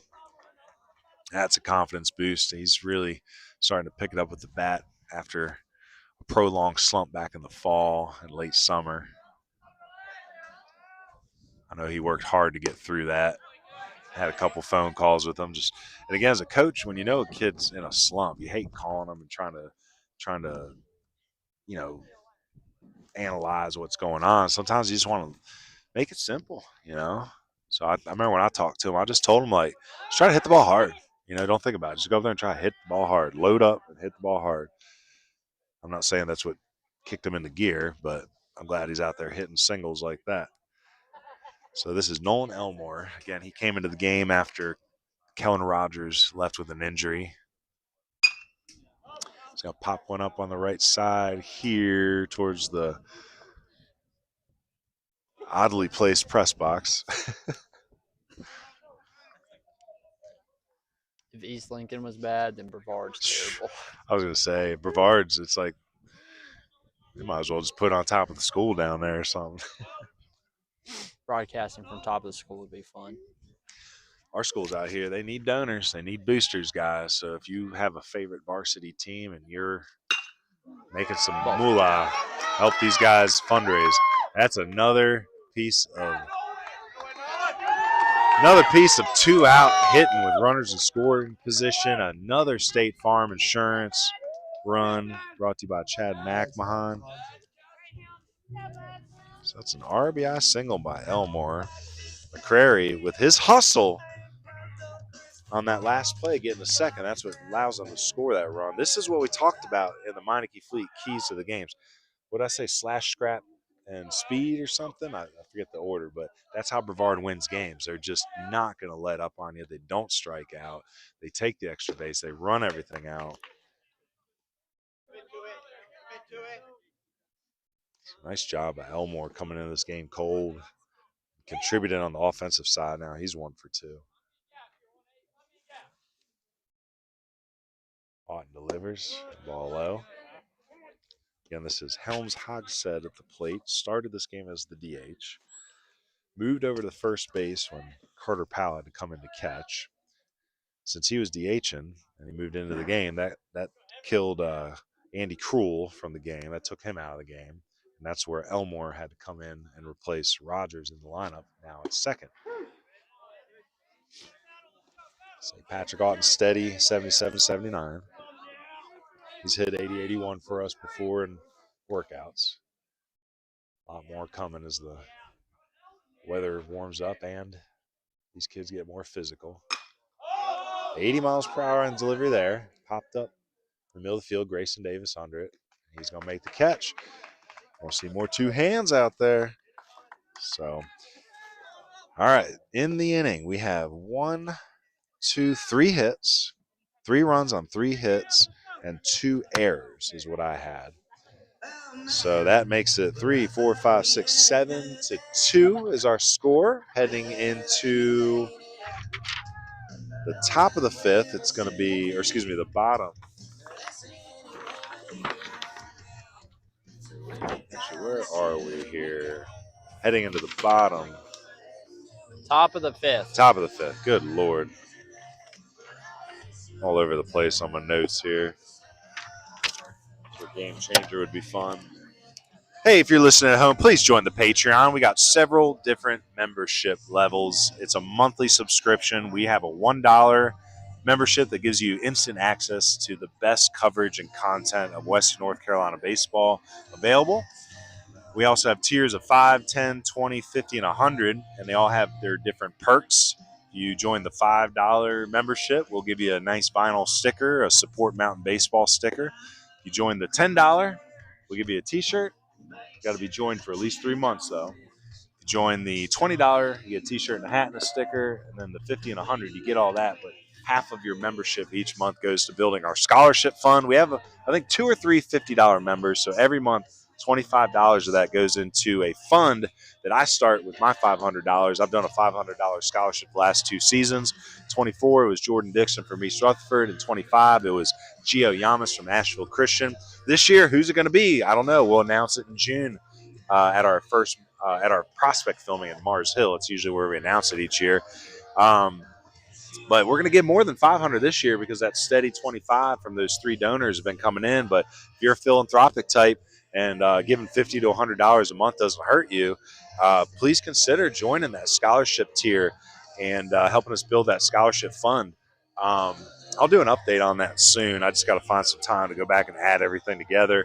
But again, we appreciate all our patrons. Again, they're seeing everything first as well. So they see the power rankings and the player of the week announcements a whole day before the rest of the public. So join the Patreon.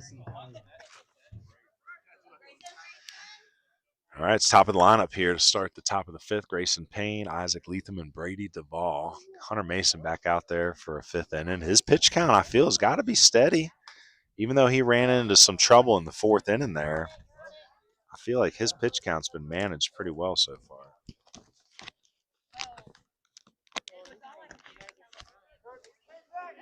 It's a decent crowd for a matinee.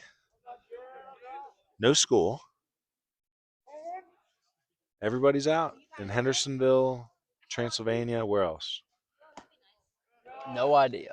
Because I know it's different everywhere, and that's why we can't have congruent spring break tournaments. It'd be great to have like a mountain foothill battle. Maybe take like the top 4 in each and have some sort of spring break tournament, but they just don't have the same breaks with the counties. Well, next year you got to make that happen. You need to start on that now. Radar gun might be getting too cold here. Let's see if we get a couple more readings here on Hunter. There's the curveball. Nice piece of hitting, but it's going to stay up. So he got under it a little bit, stayed back behind a little. But it's going to be a can of corn. FO8 in the box. Isaac Leatham coming up for a third time. Isaac was hit by a pitch in the first inning, grounded out to second in the third. See, Isaac's been hot recently, picking up some base hits throughout the last couple weeks. 80 miles per hour still on the fastball there for Hunter. We saw Patrick Auten climb up to 80 in that last inning, so he's about 77, 79, touched 80. Hunter Mason today has been about 80, 81 steady, touched 82.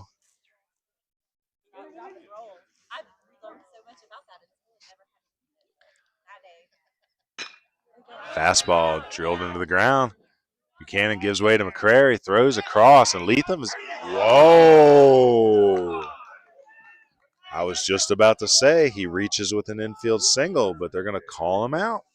So it's 6-3 in the books. Hunter's going to watch the replay, but if my eyes don't deceive me, I think he was safe by about a step. Leatham with good speed there. Thought Buchanan should have cut off McCrary on that one. He had better momentum on the slow roller. Nice job by McCrary to get rid of it as fast as he can and to make it a bang-bang play. So 2 outs. Brady Duvall up. Again, West Henderson breaking the goose egg in the 4th inning. They scored 2 runs. And a lot of that started with Brady Duvall leading off with his single to get things cooking. That cut it to 4-2, but Brevard responded quickly, and here we are 7-2 an inning later. Well, they're going to say it hit him, so a 1-out or 2-out base runner. Brady Duvall heads down to first base. He's 1 for 2 on the evening. Brings Griff Tillery up, 0 for 2, struck out looking in the 4th inning. Good as time as any for West Henderson to get a rally going. Hunter has confirmed he was safe. They did miss the call, but we do not have replay here in high school baseball. It'd be cool if we could get that rule passed where any game we're at, we could do a replay. each team gets like two challenges. Brady Duvall going to be pinch run for after the HBP. I think he's fine. Yeah, Jack or Coach Corn said to a re-enter. I'm trying to see a number on the runner over there. 3, I think.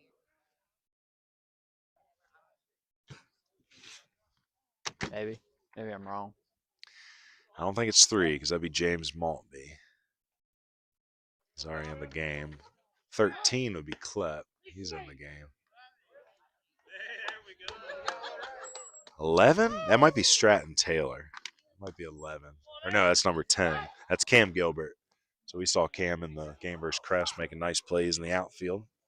So Cam pinch running for Brady Duvall.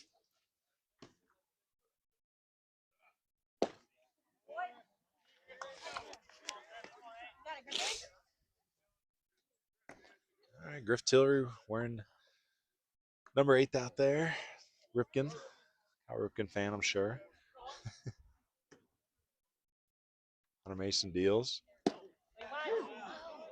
Right on the outside corner. Well, West on a 3-game winning streak. 6 of the last 9 since 2015. Versus Brevard? Yeah.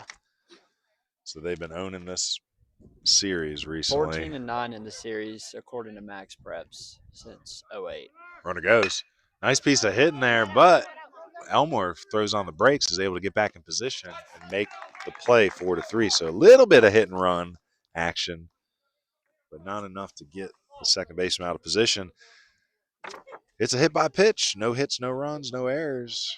That is the end of the top half of the 5th, heading into the bottom half. It will be Zeke Queen, Andrew Gorman, and then top of the lineup with Grant Buchanan.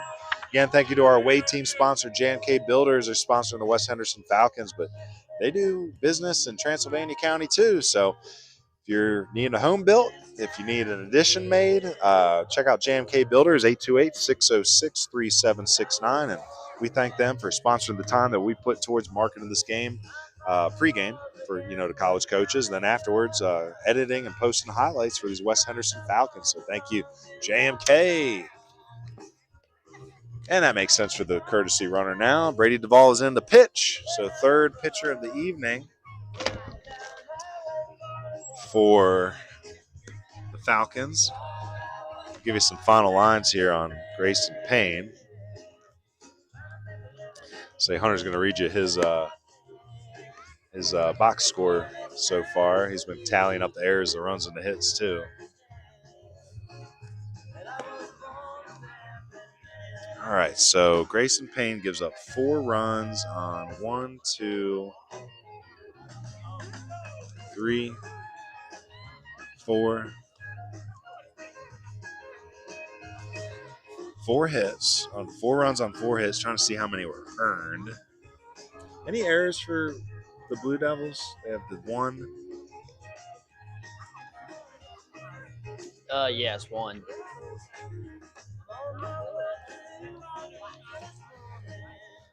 Well, looking through it, I guess they all were earned runs. So 3 innings pitched, 4 runs on 4 hits. He strikes out 1, 2, 3, 4. Walks 1, 2. 2 walks and 2 hit batters. So 3 innings pitched, 4 runs on 4 hits, 4 Ks, 2 walks, 2 hit batters. And then Patrick Auten works 1 inning. He had a little hard luck. He gave up 1, 2, 3 hits.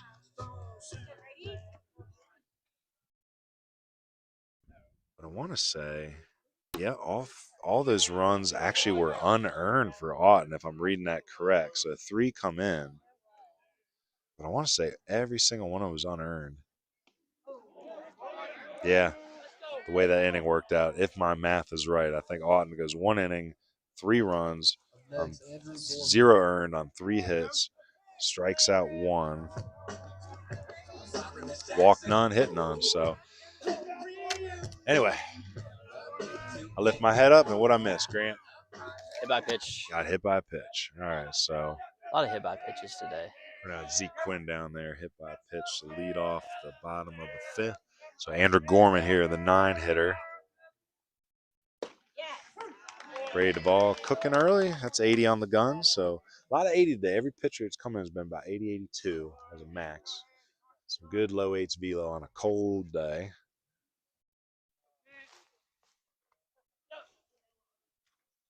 Gorman off the hands. We'll see if Leatham can get there. That's going to fall in between short and center field for a base hit. So Gorman 2 for 3.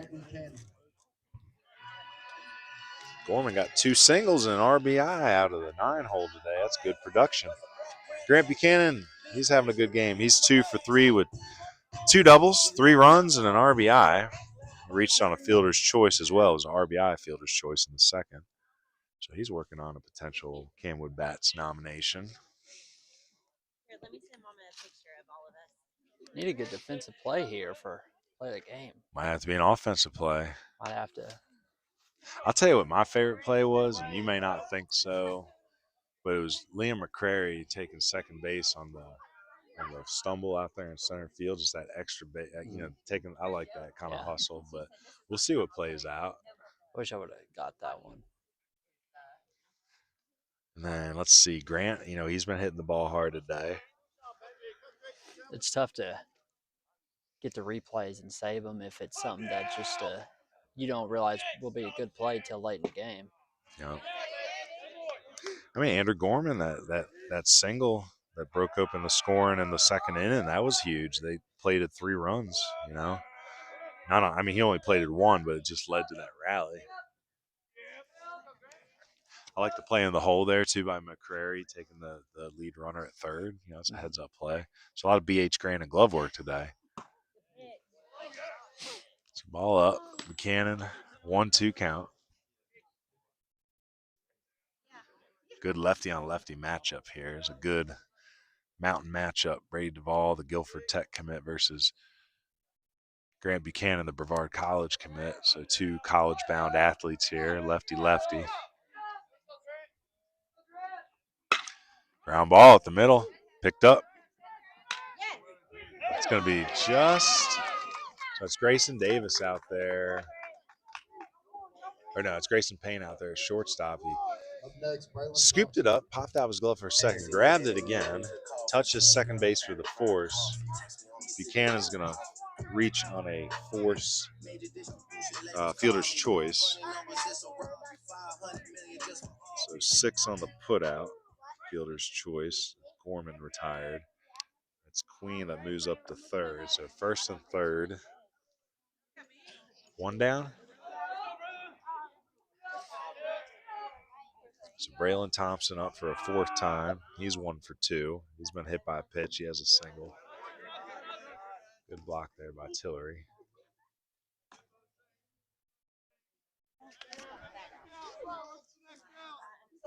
So first and third, 1 out. Brevard threatening again, being scrappy. Again, they've been hitting the ball hard, but slashing and scrapping as usual. I'm not sure where that pitch meshed. Another good lefty matchup here. Again, Braylon Thompson and Grant Buchanan both heading to Brevard next year. Good swing by Thompson. Fouls a tough offering.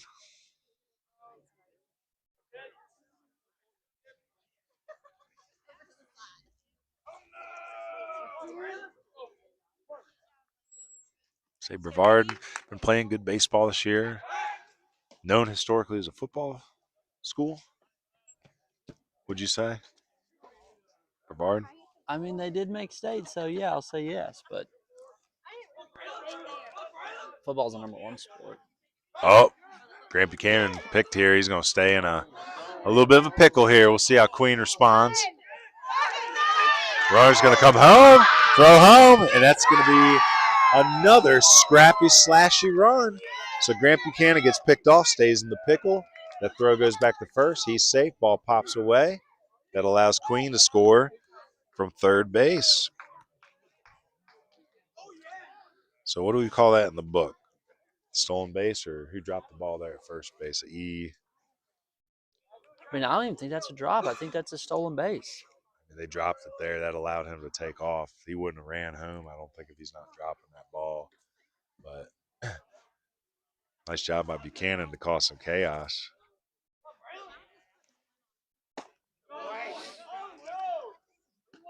What do you want to call that? E3? I don't know who dropped it there. Anyway, it's still Braylon Thompson up to the plate. Still Grant Buchanan at first base. Strike on the outside corner. Say Duvall dotting up 80 steady.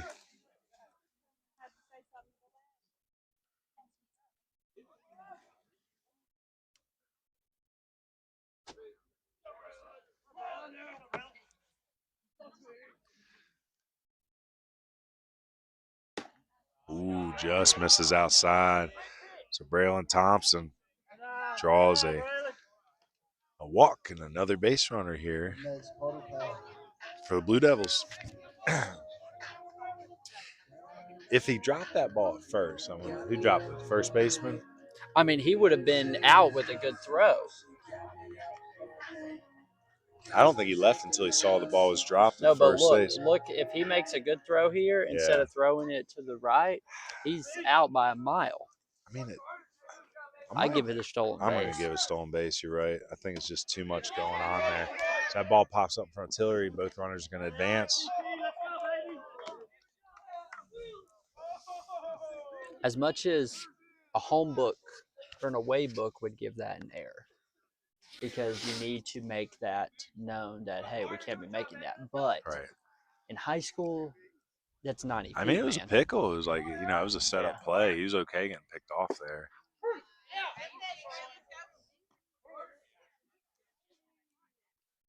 It's just chaos. It's not even really an error. It's chaos play. An error is more on a routine play. That wasn't routine. It's Carter Powell working on a 1-for-3 day. He's got an RBI and well, his courtesy runner scored the run. So yeah, 1 for 3 with a ribby for Carter. And Carter, younger brother Lawson Powell, lost us down at Cleveland. Lawson just announced that he'll be transferring after his 2 years at Cleveland, he's transferring to Spartanburg Methodist. He'll be joining Carter there next year. Carter going in as an incoming freshman. Carter settled in really well at first base last year, catching out on necessity today. Nice block up by Tillery, throws down to complete the strikeout. 2 outs now. I'll bring Hunter Mason back to the plate. Hunter 0 for 2, has a sac fly RBI. He struck out his last 2 times. I'll tell you, I know it's an insurance run and it made the score 8-2, but that little pickle there, that might be our play of the game. Just making things happen. I mean, it really is definitive of what Brevard is, like who they are. That slash, that speed, that chaos. So Goes back to your key to the game. Yep. Ground ball foul.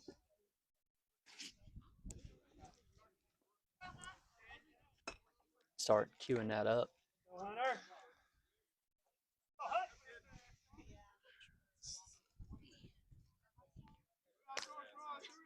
Say Brady Duvall, third pitcher of the day for Jackie Corn and the West Henderson Falcons.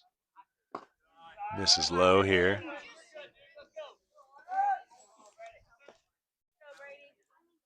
I say offensively, I like Grant Buchanan's line. Pitching wise, Mason's thrown pretty well. Hunter Mason's worked 5 innings. He's given up the 2 runs.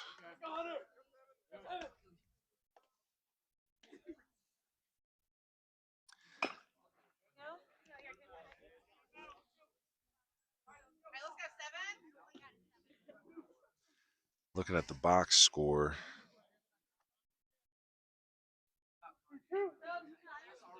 I want to say those 2 runs are actually unearned against Mason because there was an E6 that extended the inning. That would have been the 3rd out. Klepp comes up and hits that single. So I believe Hunter Mason has 0 earned runs. So we'll see. Still some ball game left. 8-2 here. This would be a huge statement win for Brevard here early in the conference play. And really jumble up the expectations of what this conference was going to look like. A lot of people thought West Henderson was going to be the top billing this year. Pisgah getting a lot of love too. There's ball 4. We like Tuscola, but we know they lost a few guys. And if you're the Asheville Times, they had them ranked pretty dang high, I believe. So 2-out walk to Hunter Mason. It's going to load the bases here. Buchanan at 3rd, Thompson at 2nd, and Mason at 1st. It's Liam McCrary. Liam had the RBI single and hustled all the way to 2nd base on the drop. The ball scooted under the glove of Latham out there in center field briefly. So he's 1 for 3, scored a run, knocked in the 1 RBI. He's been playing pretty solid defense at shortstop today.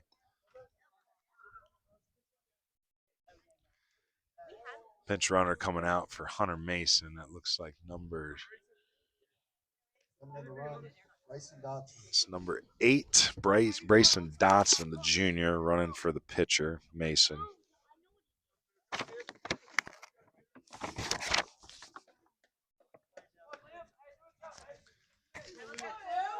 So big day here for Brevard. It's a cold day. Really wanted to try to get at least 1 game in this week with all this weather and spring break. Falcons really needed to come out and try to make a statement win early here in conference. Down 6 here in the bottom of the 5th. They still got 2 more opportunities. They're gonna have to string some base runners together. Nice spot there by Duvall in the bottom of the zone, dotting it up 80 on the line. So 2-2 count.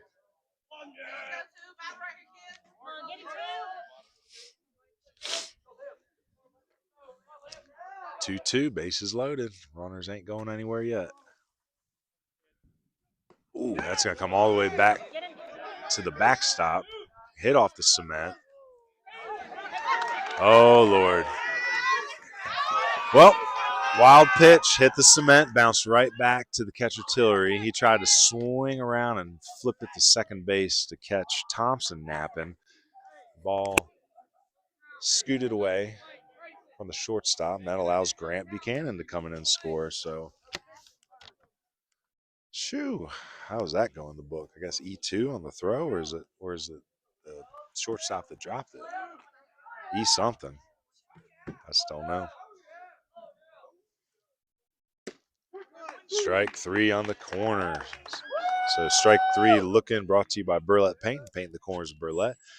And I want to see that replay, hopefully, to see if it was a bad throw or if it was a drop at second that allowed the runner to move up. All right, so heading into the top of the 6th, it's going to be Brady Dozier, Grayson Davis, and James Maltby for West Henderson. Appreciate our 26 concurrent viewers.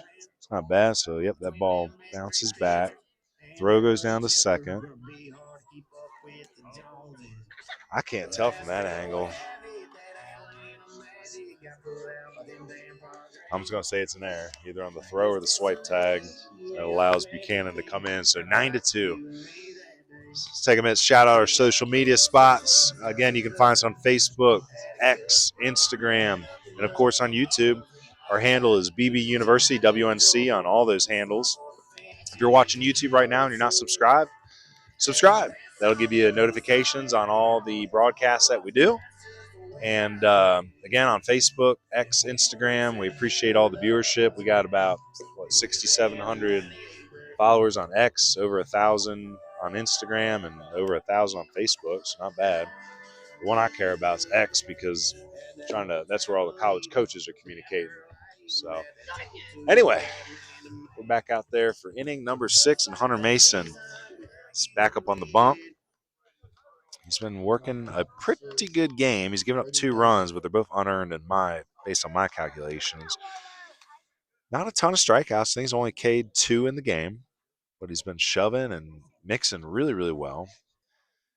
He's hit a couple batters. I think he's got 2 hit batters and 1 walk. I think he's only given up I think it was 3 hits there in the 4th inning. So not a hit until the 4th inning. He gave up 3. Again, there's an E6 towards the end of that inning that allowed it to extend and see those 2 runs come across.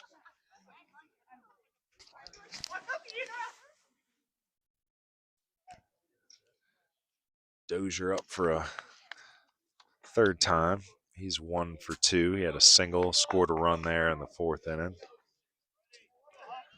Dozier, a junior. So there's a couple juniors hopping into the starting lineup this year after having a loaded roster for 3-4 seasons. Some new faces finally getting in there. That ball's going to stay up in right field. Again, I believe that is that Thompson out there in right field to haul it in? Yes, it is. So fly ball to right field for out number 1. Grayson Davis up for a 2nd time. He reached on a fielder's choice, came around and scored a run in the 4th. So 0 for 2 officially.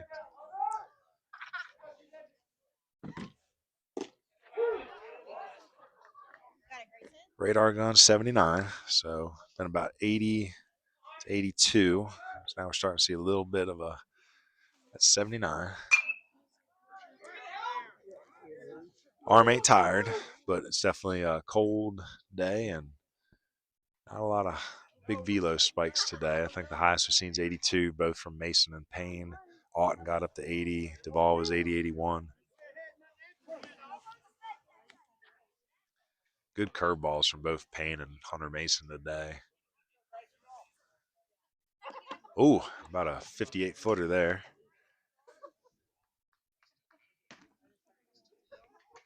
One-two count.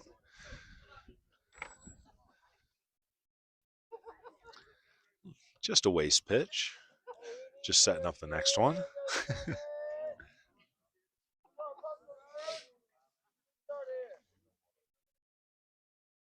Goes to the curveball. Nice job by Davis to wait on it. He's going to send that out to the gap. Gorman's going to chase it down at the wall. Gets it in quickly, but plenty of speed for Davis to trot in easily at second base.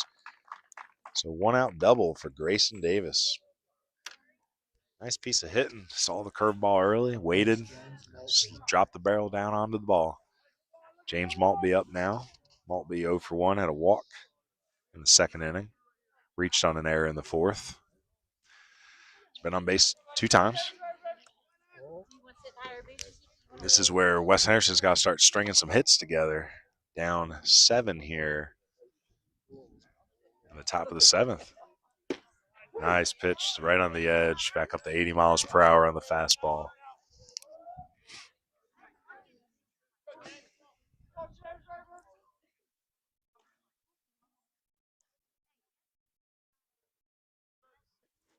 There's that curveball. Fades outside for ball 1. That wind's still whipping out there. Not brutal, but I'd say maybe about 6-7 miles per hour. Blowing out to left center.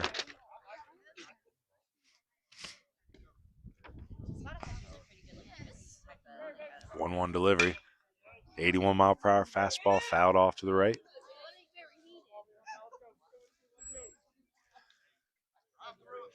So we got everything wired in again. Pretty good today. Haven't had any complaints after, I think this is our 7th game. Haven't seen any complaints about people tripping on wires or getting caught up in any of our tech. We thank our sponsors for helping us purchase all the safety equipment that we use to tie everything in. Swing and a foul tip into the mitt, so that is strike 3. So 2 down now. Nathan Klepp coming up for a third time. He's 1 for 2. He had a 2-run single in the 4th inning. That made it a 4-2 game at the time. But 5 unanswered runs for Brevard since. It's 9-2.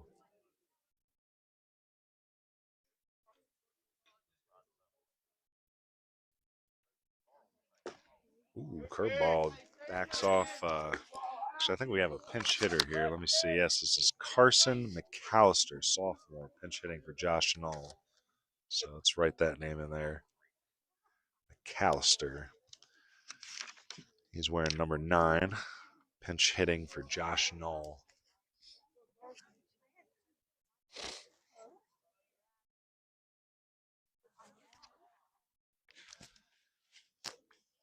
So Jackie Corn trying to switch it up a little bit here at the bottom of the lineup. See if he can spark a rally. Good chance for the sophomore to make a statement. Again, West Especially Henderson getting deep into Mason's pitch count here, trying to get a little 2-out rally going. say Coach Corn's got a problem that most coaches don't have out here in the mountains, and that's depth. You know, they got a deep system, big JV team. Jackie's a lot like Justin out of North, and myself too. I usually give the upperclassmen, if it's like right here, 6'7", it could be one or the other. You know, I'm going to go ahead and let the senior get a first crack, upperclassmen get a crack. But if those underclassmen start making it too hard for me, they're going to get their opportunities. And McAllister here. Next, Josh Knoll. Actually, no, sorry. McAllister was pinch hitting for Klepp there. My bad. Well, you got an outdoor mound visit here. Looks like Coach Corn's going to make a lineup change as well, so we'll see if Coach Lindsay counters that with a pitching change here. I'm going to talk to Hunter. Yep, so sorry about that. Again, that was number 9, McAllister, hitting for number 13, Klepp. So Klepp was 1 for 2 in this game. He might be getting warm hitter too, getting ready to pitch next. We'll see. But Knoll now, the number 9 hitter. Actually, no, we got another pinch hitter. This is, is Jackson? Is that Jack? Yeah, it's Jackson Stepp. All right. So we know that Jackson has been dealing with an arm injury, but if he's been cleared to hit, this is a good opportunity for West Henderson to try to get back in this game. Jackson is quite arguably their most athletic offensive player.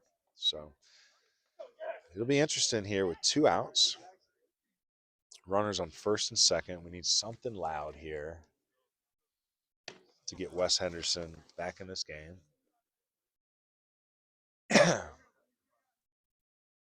They could play these two runners here and make it interesting. So again, Jackson Stepp hitting for Josh Knoll. Knoll's 0 for 2 on the evening. It's good to see Jackson. Swinging a drive. And that ball's in the right center field. It's going to split the outfielders. Stepp around first base. He's going to get into second.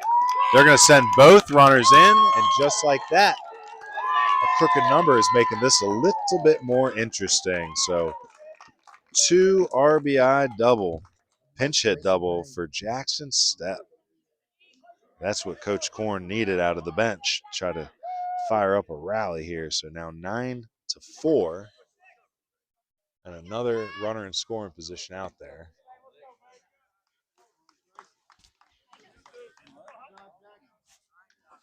So Stepp going to run for himself out there. No pinch runner.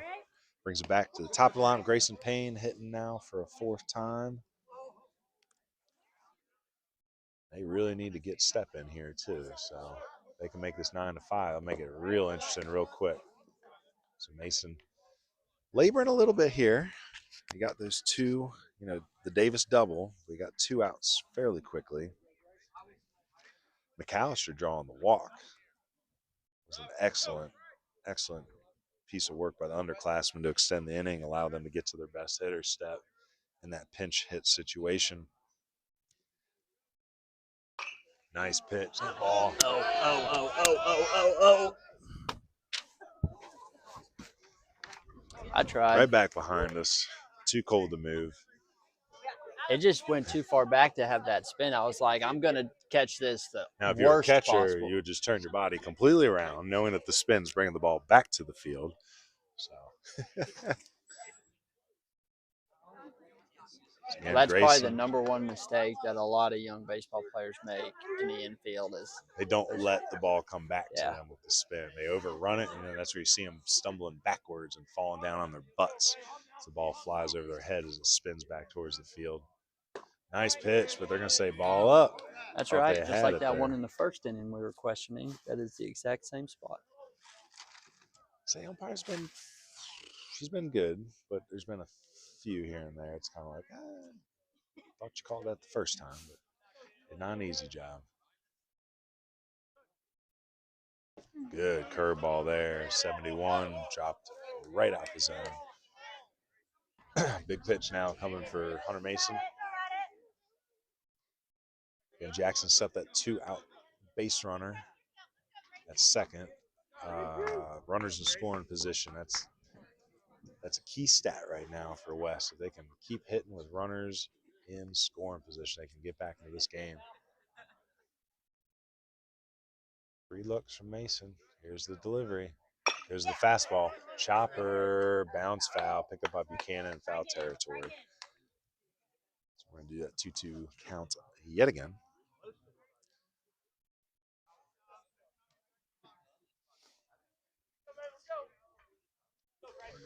Is this still league rule to have to wear a batter's helmet or a hard helmet as a third base, first base coach? What are they going to do next? Come make sure I'm wearing my seatbelt?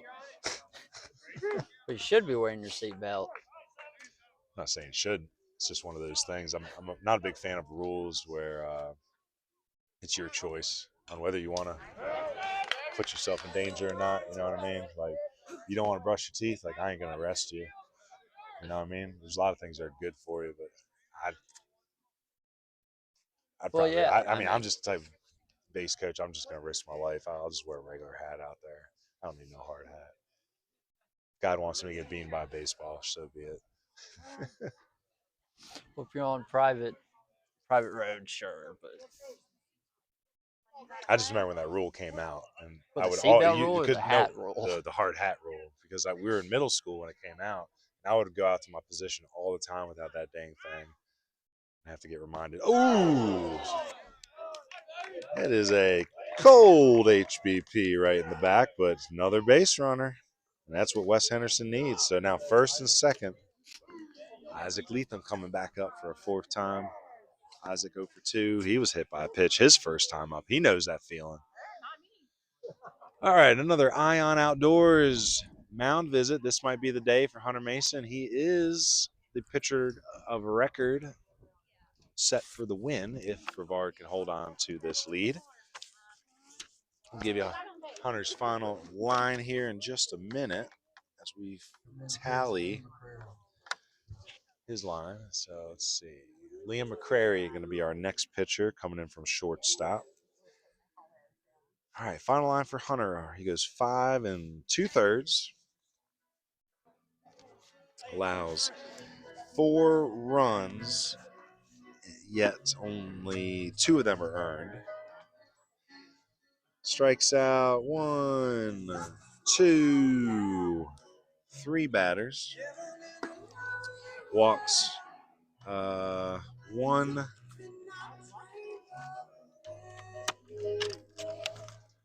Walks 2, hits 3. So, he's been leaving some bruises on those cold bodies. So 5 1/3 or 5 2/3. How many hits? 1, 2. You want to do an ad read while I'm adding this up? Ion Outdoors, if you mention this broadcast, or wait, is that only for when Nope, they were? it's all of it. If you mention, if you want an outdoor pool or some outdoor project done, you mention this broadcast, and you get a free pool design and a consultation. Yeah, not a free pool, but still a pretty good deal. We love Ion Outdoors. They've been a good sponsor of us for 2 years now. I don't know if I want a pool right now, but I do want a hot tub. Mountain cabin hot tubs are the way to go. And Ion Outdoors Is that a real place? What? What you just said? No. Oh, okay. No, like having a mountain hot tub. Having a I'm saying we hot can tub get a in hot tub mountain sponsor. You got any hot tub owners out there? If you got a good business. No, mountain cabin hot tubs is completely a business that I'm going to trademark when I get home. But no, I've been in hot tubs and mountain cabins, and it's just nice during this 32 degrees. It's rough. I want to start a fire when I get home, the old wood stove. So I wish we could get a final fire. line, 5 2/3, 5 hits, 4 runs, 2 earned runs, 3 strikeouts, 2 walks, 3 hit batters. Hunter Mason is responsible for the 2 base runners out there, so that could change if those runners come across. Liam McCrary in. Liam doing everything today. Playing a good shortstop. Had the RBI single up at the plate a couple innings ago.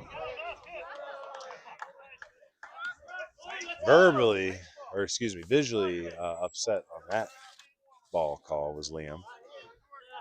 Liam's got a little funk to his delivery. I like it. You know, it's a good mix and match after Hunter Mason to get that short arm action. So it's that, is it Giolito or some of those guys that have just such a short arm action, you know. He's got a little bit of funk to him. This will be a good relief arm for Coach Lindsay this year. Again, I believe Derek Finney, that was the name we saw last year. I think he's hurt this year. He had an arm surgery, so we're going to need a few arms to step up.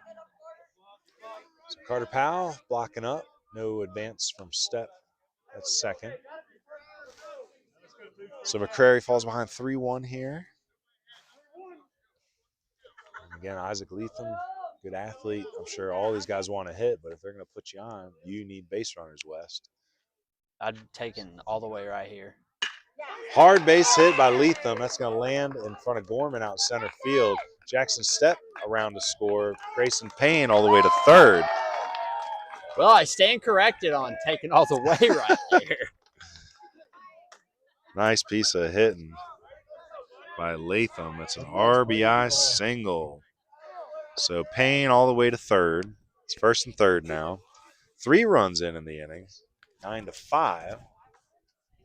There's 2 more out there for Brady Duvall. Brady 1 for 2. He had the single and the hit by pitch in the 5th inning. He also reached on a fielder's choice, so he's been on base all 3 times. Big AB right here for Duvall. Chance to get West Henderson back in this game and swing some momentum. Off speed, lingers outside, 1-0. I feel like this is what's going to be Mountain 8 baseball all year long. You're going to have teams that get off to an early lead, and then once you start getting deep into the pitch count, Yep. they're going to hit the relievers. Yep. I'll say the deepest pitching staff this year is probably Pisgah. That's what I was going to say.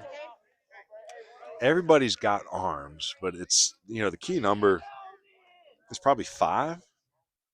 If you have 5 good arms, you can make a playoff run. If you have more than that, it's a blessing. You need 1 elite, 2 good, and 3 strike throwers. So Duvall here, 1-1 count, 2-1 now. Ideally, you got 2 aces, and then your third ace is your closer. And then you got 2 guys that can be your non-conference starters, and then 2 relievers that got funk.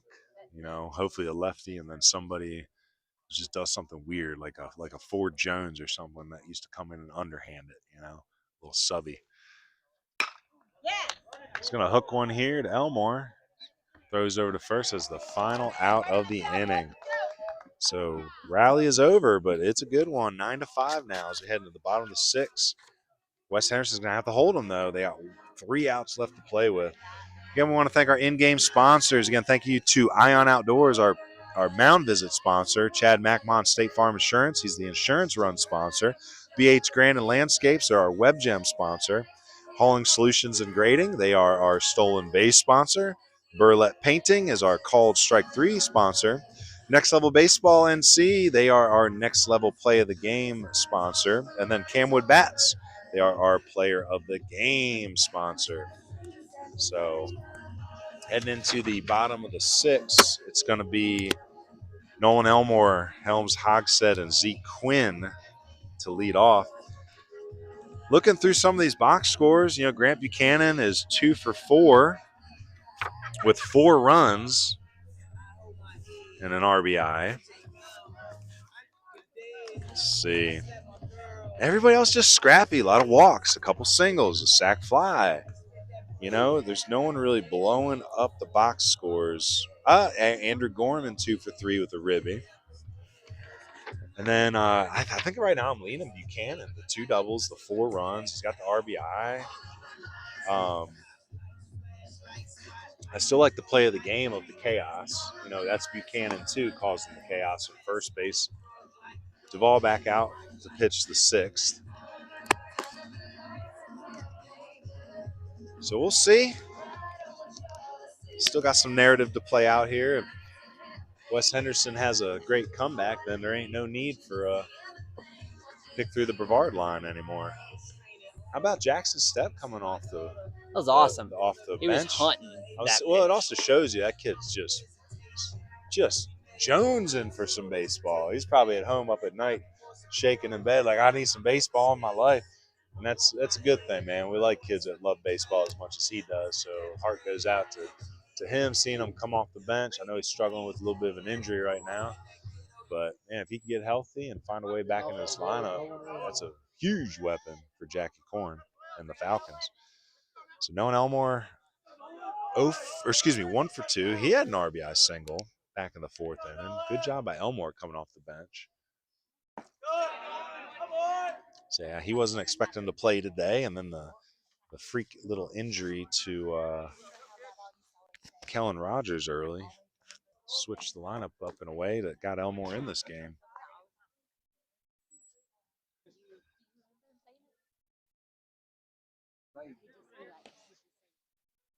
Well, a big one tonight. USA versus Venezuela for the World Baseball Classic. And I'll be honest, I'm pulling for Venezuela. I mean, I like some of the emotion that the U.S. has been showing recently. But the first few games, man. What's DeRosa? Is that the guy that got them in the hole by giving them the day off and thinking they already had it done? You don't like to see that. That's kind of I don't know. I don't like that ethos. I like the energy of the Latin American countries, but I'm a big Gunnar Henderson fan, and I'm an Acuna guy. Gunner's been showing a lot of emotion and being patient. He should be in there every single day playing, but, they want to play Bregman at third. Okay.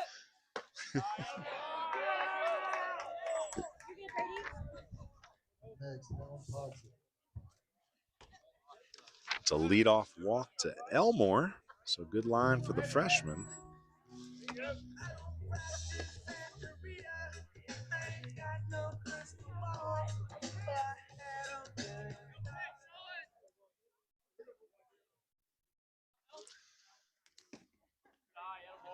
Blocked up by Tiller. He's going to throw down, see if they got a play on him. Quick snap tag. They're saying he is safe. So bang, bang, Elmore in. Guess we'll call that a wild pitch since the ball's in the dirt. Again, Hogsett up there for a fourth time. He is 0 for 1. He's got 2 walks and a run scored. So he's been getting on base, being scrappy. That's what Brevard does. Not a bad opportunity for a bunt right here. I love a bunt right here. Love a bunt right here in a 9-5 Nobody game. on the right side. Look at the right side. Chad McMahon sensing more insurance runs coming. No bunt. No bunt square. Whoa.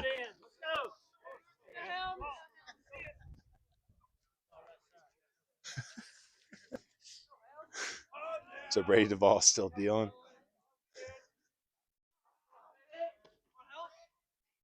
Swing and a miss. 1-2 count now. Oh. Sorry, that's my armchair baseball coach in me. If I ever get back into coaching, I take a head coaching job in this county, just know I've already given away the fact that we're going to be bunting a lot. I think the only person who likes bunting more than me is either Wade King, former Edneyville head coach, or Keith Allison, current North Henderson assistant coach. I bet you we could stretch out a 2-hour podcast on bunting with those two. Good fight here by Hogsett. That's the line so far, but if he comes back again, I'll have to make an amendment. So he's reached on 2 fielder's choices there. That's why it's 2-4. So, sorry. Prepping for our player of the game. I think we have our selection, but we'll see. Still some ball game to be played. Hogsett waits the 2-2 delivery from Duvall. Ball low. It's going to get back to the backstop. And Elmore trots down to third base on the wild pitch. So, again, a little bang-bang on the wild pitch advancement to second for Elmore. This one a little bit more pedestrian. Now, Hogsett finds himself in a full count. Again, he's drawing 2 walks tonight, this afternoon. Sun is out. Blue skies, clear, beautiful, but still cold. Strike 3 swinging. 1 out. So about 2 hours into the game, we're at 6:02 by my watch. Ooh, sorry, coughing in the mic. Still 39 degrees steady. So we've probably been around 39, 40 most of this afternoon. Gotta love cold mountain baseball. Making a bid to be an Olympic winter sport. All outside. And Brady Duvall's been peppering 80-81 in his 2 innings of work here.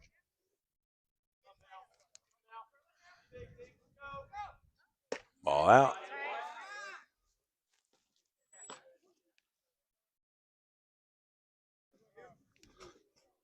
Again, Brevard, quaint baseball field. I like the bleachers here. Kind of old school, big cement bleachers. Kind of remind me of Caldwell college baseball. I like the right field with the football stadium button up, essentially creating the right field fence with that big shed with the big Brevard B on the state of North Carolina on the shed out there. Strike at the bottom of the zone. This umpire's been kind of struggling with that call today. It's been at the bottom, been at the top. Give and take a little bit here and there, but for the most part consistent. Against Zeke Queen hitting, the left fielder. Strike 3 called. That's a Burlett Painting. Strike 3 called. Painting the corners with Burlett.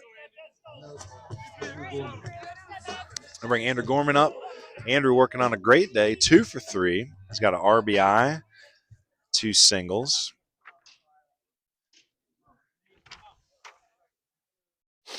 It's a good chance for Andrew Gorman to add another insurance run here. 9-5. West Henderson still in striking distance. Hard hit. Knocked down over there by, I believe that's Maltby. Well, there's your Chad McMahon insurance run. Do we call that a base hit? I mean, that was a hard hit. That's hit pretty dang hard, so we'll put him in for a base hit. Called an RBI.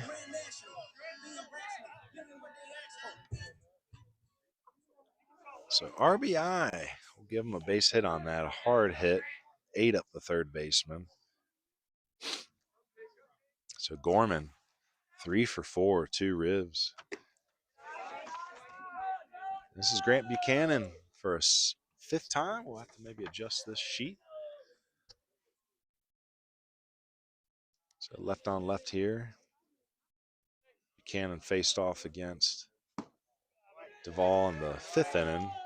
Reached on a fielder's choice. I think it was part of that 1st and 3rd chaos where he got caught in a pickle between 1st and 2nd and allowed, I believe it was Queen, to scamper in from 3rd base.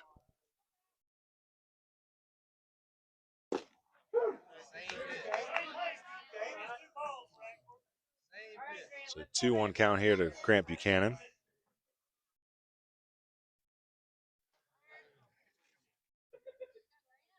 Infield playing him straight up. Good take. Say Grant Buchanan's been seeing the baseball really well over the last 2 seasons. Doesn't chase a lot. Controls the zone. Lets the ball get deep. He can hook one. He can stay behind it and slash the left center field gap. Strike on the outside corner. So full count now. Runner at first base. Norman will be on the run. Action pitch.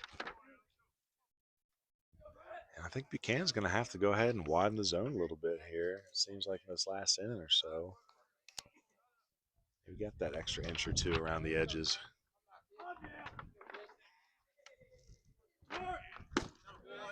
Oof, I thought that was closer than the last pitch. So it's ball 4. And Grant Buchanan is on base for a 5th time today. Again, he's scored 4 runs. He's 2 for 4, 2 doubles, but he's also reached on a fielder's choice twice before that walk. So right now he's 2 for 4, 2 doubles, 4 runs, an RBI, and a walk. We'll see if Braylon Thompson can bring these runners around for some insurance runs. Ball up. Again, chilly, chilly day. So they've been able to fend off the cold for most of the day, but it's starting to get a little nippy.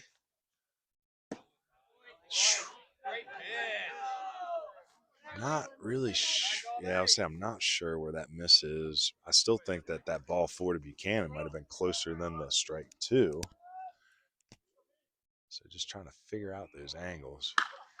Thompson's going to lift one to center. Latham has a read on it. Pulls it in out there for the final out. So it's a walk, a single, or 2 walks and a single. It's 1 run in, no errors. The score right now is 10-5. Heading into the top of the 7th. We'll see if West Henderson's got some Falcon magic brewing. It's going to be Griffin Tillery, Brady Dozier, and Grayson Davis to lead off. Well, let's tell you about our 7th inning sponsor. We want to thank Hale Tax Solutions. And Hale Tax is the official tax preparer of Baseball University of the Blue Ridge. They've been in business since 1997. And they're headed by former IRS agents that understand the tax system's complexities and can guide you to your maximum return. They perform all categories of tax returns, including personal, corporate, trusts, estates, and nonprofits. They also offer bookkeeping services, consulting, and can be your representation at state or federal audits. With tax season in full swing, give Hale Tax Solutions International a call at 828-435-6082 today and schedule your return. Again, that fact that they've worked in the IRS, they know how it works, and they don't necessarily like the IRS. They're trying to help you figure out that system the best you can to get your max return. So we appreciate them. And I'm a fan of anyone that's not a fan of the IRS. Liam McCrary back out, try to close this thing down. I think technically, since he's working 6 outs, he is in line for the save. I do believe that Liam McCrary will be getting the save if he completes this inning. Not well, actually, hold on. Since the runs were given up, yeah. So Hunter Mason gave up those. Let's see, when did he come in? 5. So 5 runs, 3 earned, I think, is Hunter's final line there.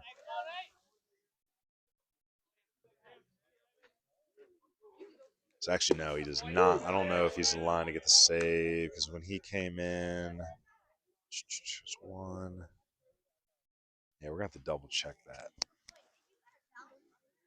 He might be in line because he's getting 4 total outs. There's a ground ball to Buchanan. Picked up, thrown across for out number 1. Nice defensive play there. Some BH Granning glove work. Comes in and gets it. Not wasting any time. As a third baseman, you got to come get that ball, cut that corner off, play the diagonal.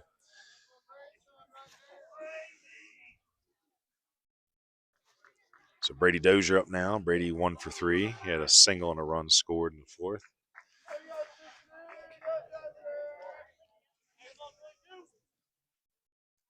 So he came in the game 9-4.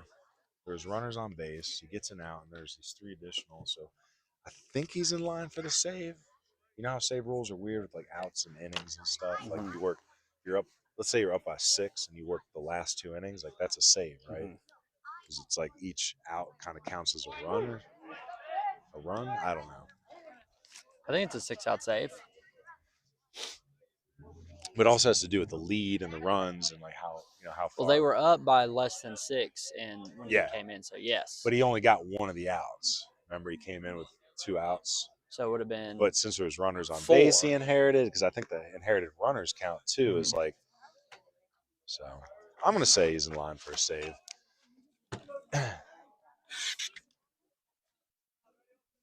Nice job by Will Lindsay to buy into the speed, the scrap, and the slash.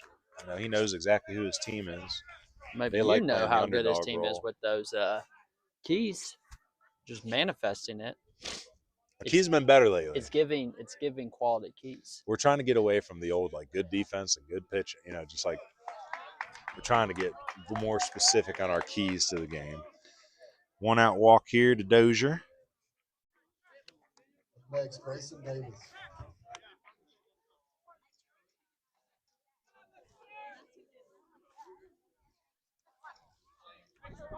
It's Grayson Davis up. Grayson had a double his last time up. He's 1 for 3, scored 2 runs.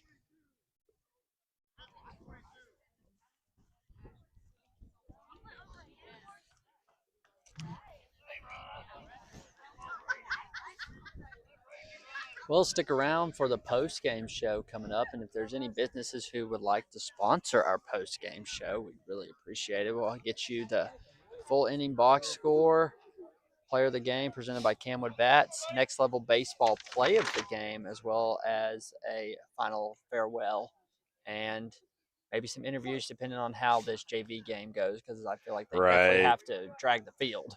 Yeah, that's going to be tough for us to get in there and do it. We'll see what happens. Davis going to lift one to right field. That's Thompson. Hauls it in. There's now 2 outs. So Davis, he's 1 for 4 on the day. He had the 2 runs and a double.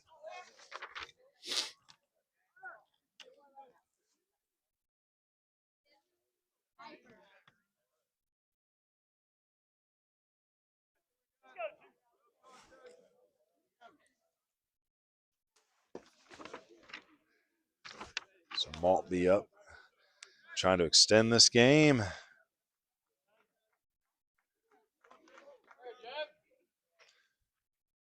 McCrary deals. Got some good sinking action there. He's got that good funk. Ran back in. Almost had that change-up action.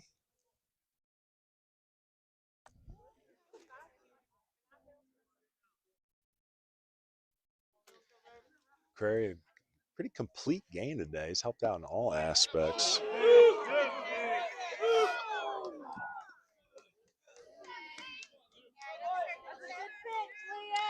Say the Brevard faithful getting on this umpire the last couple innings here.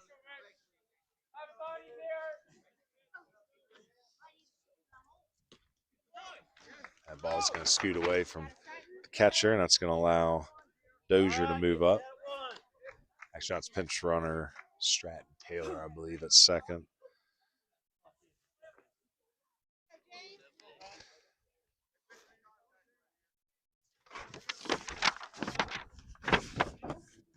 Curry delivers at 3-1. It's there, hit hard. Oh, it's under the glove of Buchanan. Runner around third. He's going to score. It's an E6, a little Olay, or E5. I'm going to call it an E5 in the book. Probably because I wrote that number right So there. a little Olay on there. Got to knock that one down. So 10-6 is our score. A runner on first out there, still with the 2 outs.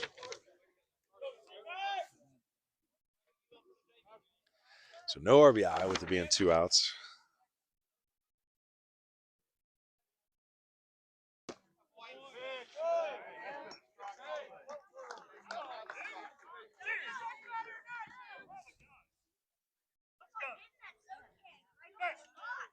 I'm loving this. All sorts of angry fandom back here. But they want this win.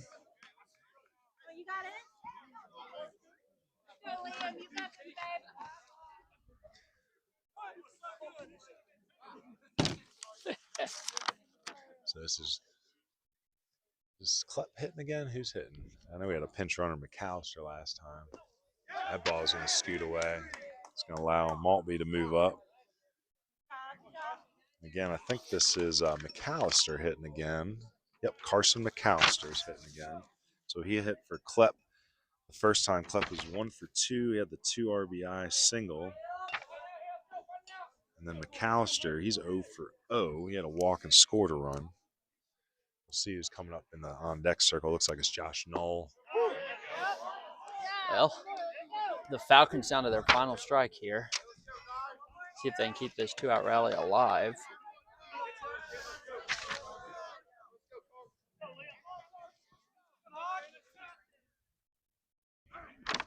Very big pitch coming.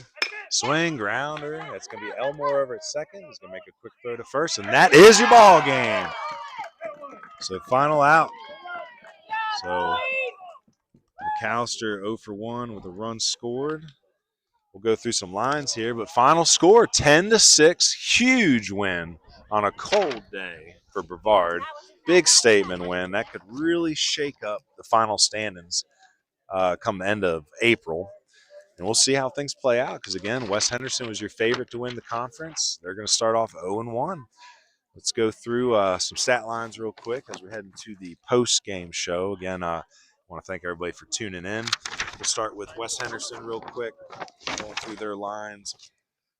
We'll just do some notables. Again, Isaac Leatham, 1 for 3 at RBI, hit by pitch. Duvall, 1 for 3, hit by pitch. Dozier, 1 for 3 with a walk and a run.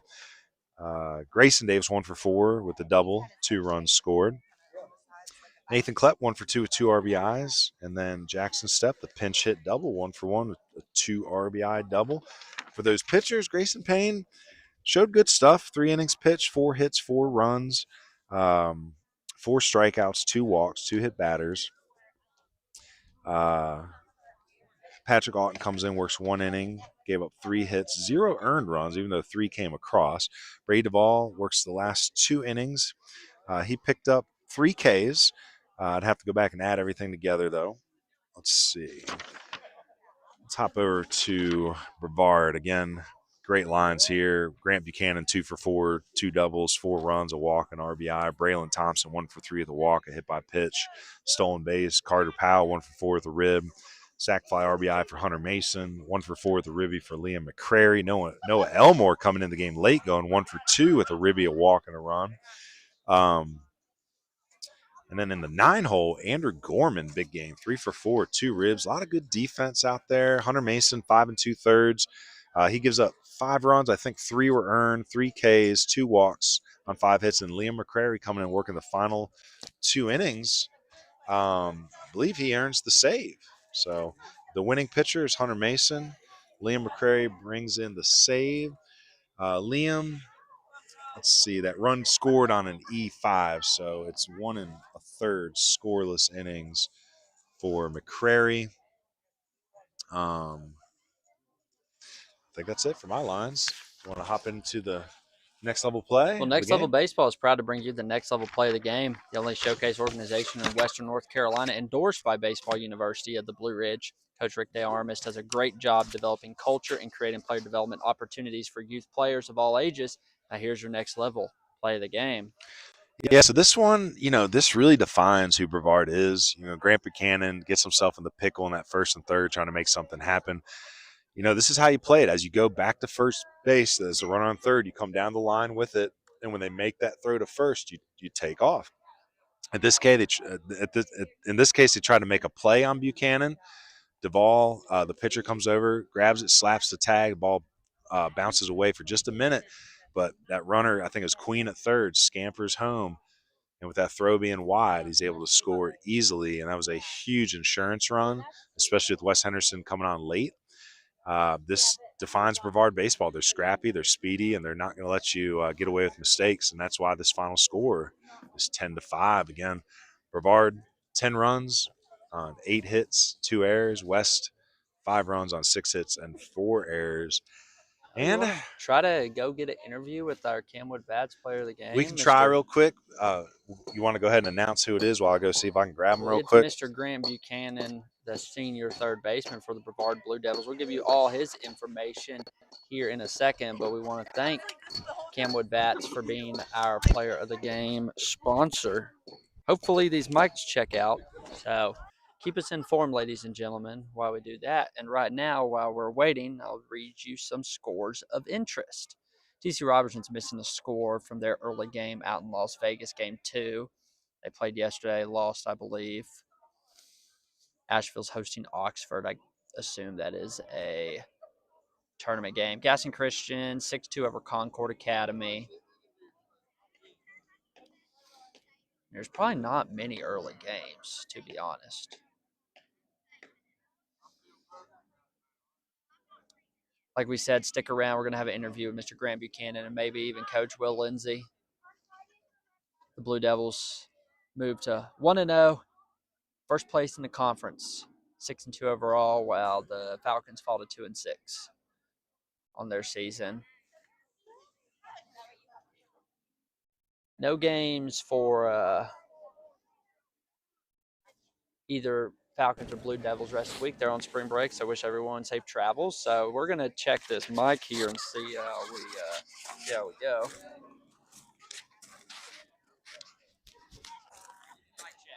Check. I don't know if it's going to go that far.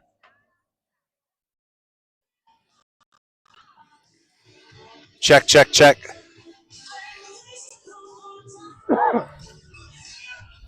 All right, I think we're going to try to get Grant Buchanan, Andrew Gorman, and Hunter Mason over here for a quick word. Well, CamWood Bats is located in Haywood County, but serves baseball and softball players across the nation. Game bats trainers teach tutorials and more, all available for purchase at CamWoodBats.com. And as part of our partnership with CamWood, make sure to use that coupon code BBUWNC for a 10% discount on all purchases through their website. CamWood Bats play the game.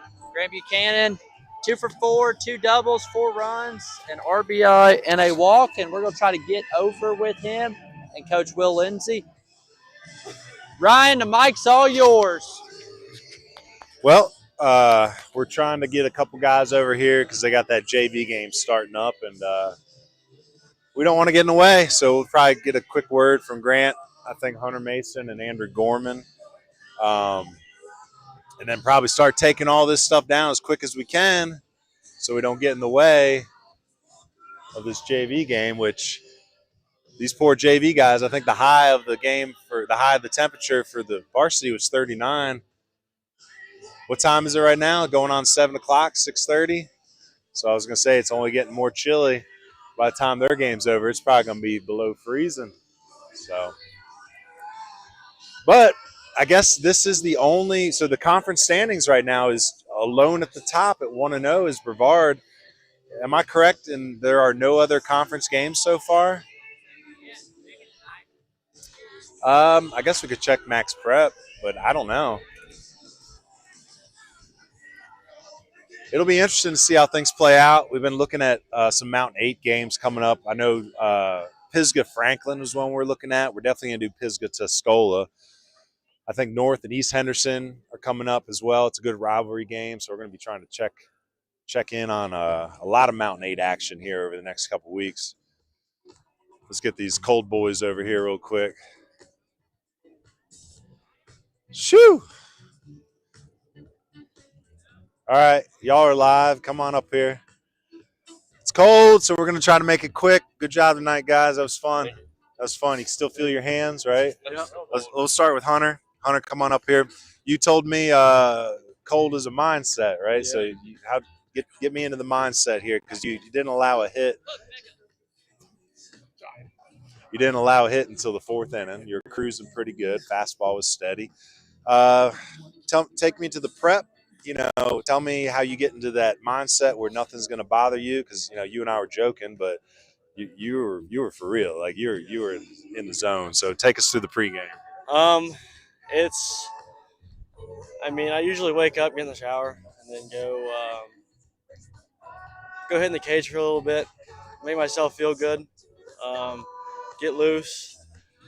I usually don't throw long toss when I pitch, so I just go do a light flat ground, and then just tell myself that I'm better than everybody, and not let anything affect me. So.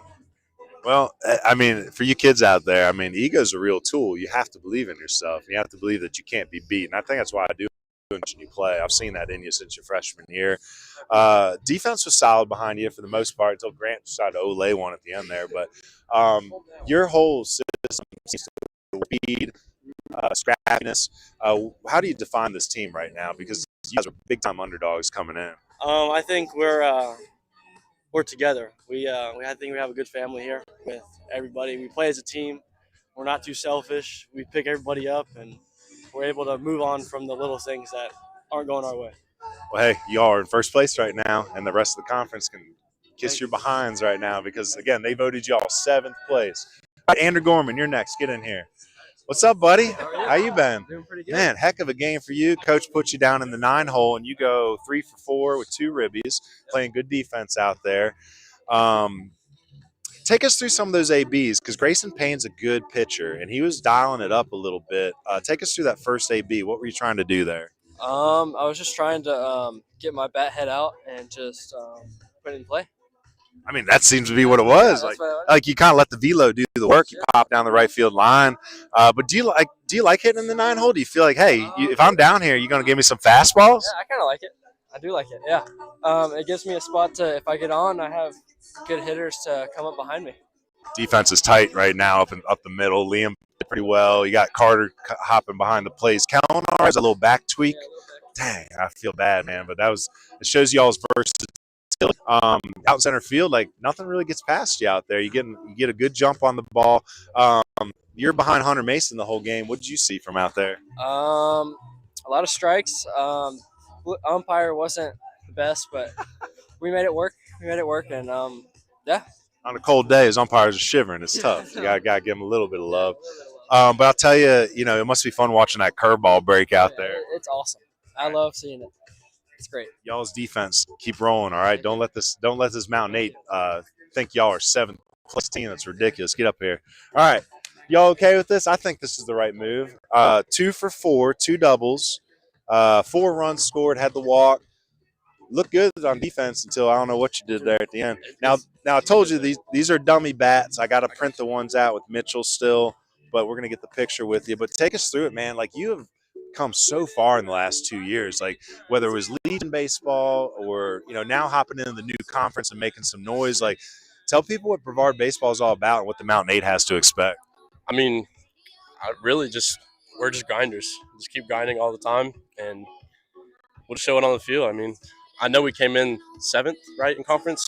No, you didn't. Oh, they voted you. Yeah, voted us 7th in conference. Like, just got to keep showing it. Are you a 7th place team? No, Absolutely absolutely not. not. Right now, what is Will Lindsay? How's he been getting y'all pumped up? Besides, like putting himself in front of vehicles for you, this man has been through a lot this year. But man, what a good coach! Like, tell me a little bit about Coach Lindsay. How does he get you motivated to play a good team like West? They were predicted to be 1st place. I mean, he just puts himself out there. I mean, he got hit by a car, and he's still out there every day, like putting us first, making sure we're getting our reps in, like just making sure we're in the right headspace every single day. Nothing can stop Will Lindsay, not even a car. And I think that's the theme is like nothing's going to stop y'all this year if you keep playing like this. That's good baseball game.